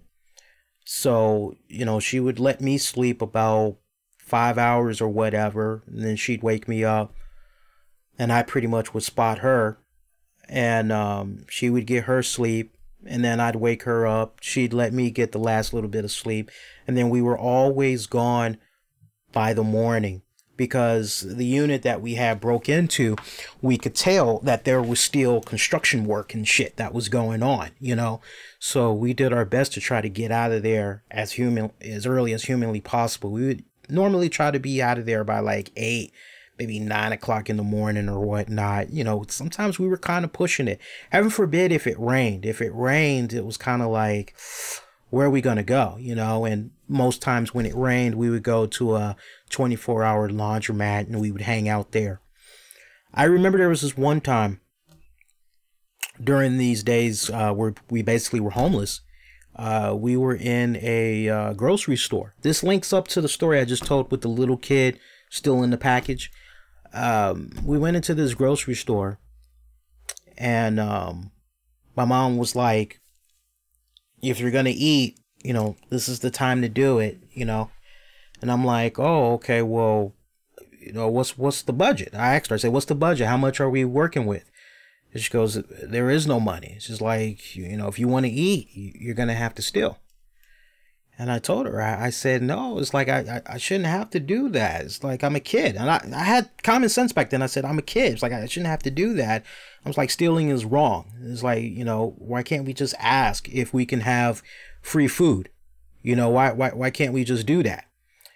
And, you know, she was like, no. She was like, no, you know, that's, look, if you're not going to eat, then that's on you. And long story short, I ended up not stealing. I ended up not stealing. And she did. And I'll never forget when we got out of the store, I had asked her if, you know, I could have some of her food. And she was like, no. And I'm like, are you serious? And she's like, I told you, steal. And I didn't eat. I did not eat that day. I did not eat that day. It was really, really sad. And I tell you what, man, I tell you what, that's that story that I just told you about the parent that had their kid steal the packages from the porch of that residence. That immediately I was just brought back to, because you could see the kid was just being urged on by the parent. And that's exactly what I was reminded of in that instance. It was like all in one. It was like, man, that's so fucked up. And then, wow, I remember being that kid. And I remember my parent kind of pushing me on to do something that I didn't feel comfortable doing. And it was quite sad, you know. Speaking of quite sad, I just got a notification from our moderator that unfortunately the comments are still coming in. So here's what's going to end up happening. Shout out to Gino and everybody else. I'm actually going to be messaging you guys. And what's going to end up happening, I'm going to give you guys access to my private Reddit chat. And what's going to be happening going forward is RCWR Show members that sign up for Reddit, all that good stuff. You guys will be able to engage in the live chat with me when we do the stream, because the moderator had just told me that, like, unfortunately, we're still getting knuckleheads from for the broadcast. So what's going to end up happening is, sadly, effective like this week. So basically the next time we come live at you guys, it'll be our WWE TLC after show. And guess what? The live chat on YouTube is going to be disabled because we keep getting the knuckleheads. So, you know, at a later date when I feel it's convenient, I may bring it back. But then again, I may never bring it back. So I'm sorry, guys. I know that you guys love the whole interactions, and I promise I will do my very best to continue that interaction with you guys. So I will definitely, I promise you guys, I will message all of you guys individually. I know basically who our longtime listeners are. I know who's been always on point. You know, who really knows the real me and all that good shit. So I'll definitely reach out to you guys, and I'm sorry, I know, but that's what happens. We get a couple of bad apples, they ruin the experience for everybody else. And I think it's now just a situation where legitimately people are just trolling just to be trolling because they want to be disruptive. They want to try to see how far they can get with interrupting the show and hoping that maybe they can have a repeat of what had went down the past two shows. But, you know, it sucks, I know. But hopefully, you guys can bear with us while we go through this. But you know, honestly, I got to give my sister Ebony a shout out. This is something that she's been telling me to do for a long time anyway, because she was like, dude, do you have the fucking she was like, do you have the fucking Discord? I'm like, no. And she's like, do you have Reddit? I'm like, no. And she's like, well, you need to go on ahead and, you know, you need to fucking do it already. And I'm like, why? And she told me the reason why. And it was like, okay, cool. I'll look into it. So I'm trying to see if there's any more other topics I want to get into on this show. And let me see how much showtime we got going on here. So we're about 2 hours, 10 minutes in. This is what I'm going to do. I'm going to go ahead. I'm going to end the stream. But there are some bonus topics I'm going to get into exclusively for the downloads and on demand. That includes some XFL news. And no, I'm not talking about the cities that were announced for the XFL. Me and Tammy actually dived into that on Wrestling with the Topic. So you guys will really love that. And I actually had put out a really fun challenge to the XFL when they get ready to launch in 2020. So you guys will definitely enjoy that. And then the other thing that we're going to be getting into exclusively on demand and on the downloads, there are some betting odds that caught my eye with regards to the all-in wrestling thing, all elite wrestling. I want to talk about that because it was very, very interesting. We also got a update on what's going on with the Colt Cabana CM Punk lawsuit. Want to give you guys some new info with regards to that. So all of that, and there'll be a couple of other topics I'm going to get into on demand and on the downloads. No, for everybody that's wondering, the stream is not ending because of the knuckleheads. It's just now I'm getting into the pattern of doing a hard end of the show at 2 hours, 10 minutes, because when I edit the audio, I can go back, give you guys about 15, 20, 30 minutes of bonus audio, hook you guys up that way. Hey, shout out to my man Gino. Appreciate you as always, brother. Shout out to Cody. Also, shout out to Lee Strack. Shout out to Austie. Shout out to my man Shaba. And also once again, can we give a special shout out to Austie, as it's 12:30 a.m. Eastern right now on December 12th, and it's his birthday. Depending on where Austin is right now, it may actually not be his birthday just yet, but if everybody could go ahead, wish him a happy birthday, I'm sure he definitely will appreciate that. Austin has been one of our longtime listeners for a good minute now, has been with us through, a lot of you guys have been actually, a lot of you guys have been with us through some good times, some bad times, all that good stuff. So make sure you're following me on Twitter and Facebook. Use the keywords, the RCWR Show. If you've never signed up for Facebook or Twitter, do consider doing it, especially if you've been a long time listener, and get at me. That way I know who I need to be sending out invites to with regards to the exclusive chat. All right. So that's going to do it. I am wishing all of you guys to be safe and most importantly, be kind to one another. We'll do this for you guys next go round. Please, everybody, do take care. And I will see you this Thursday for our TLC picks and predictions, and for our TLC after show that'll come at you guys this Sunday soon as it wraps up. Adios.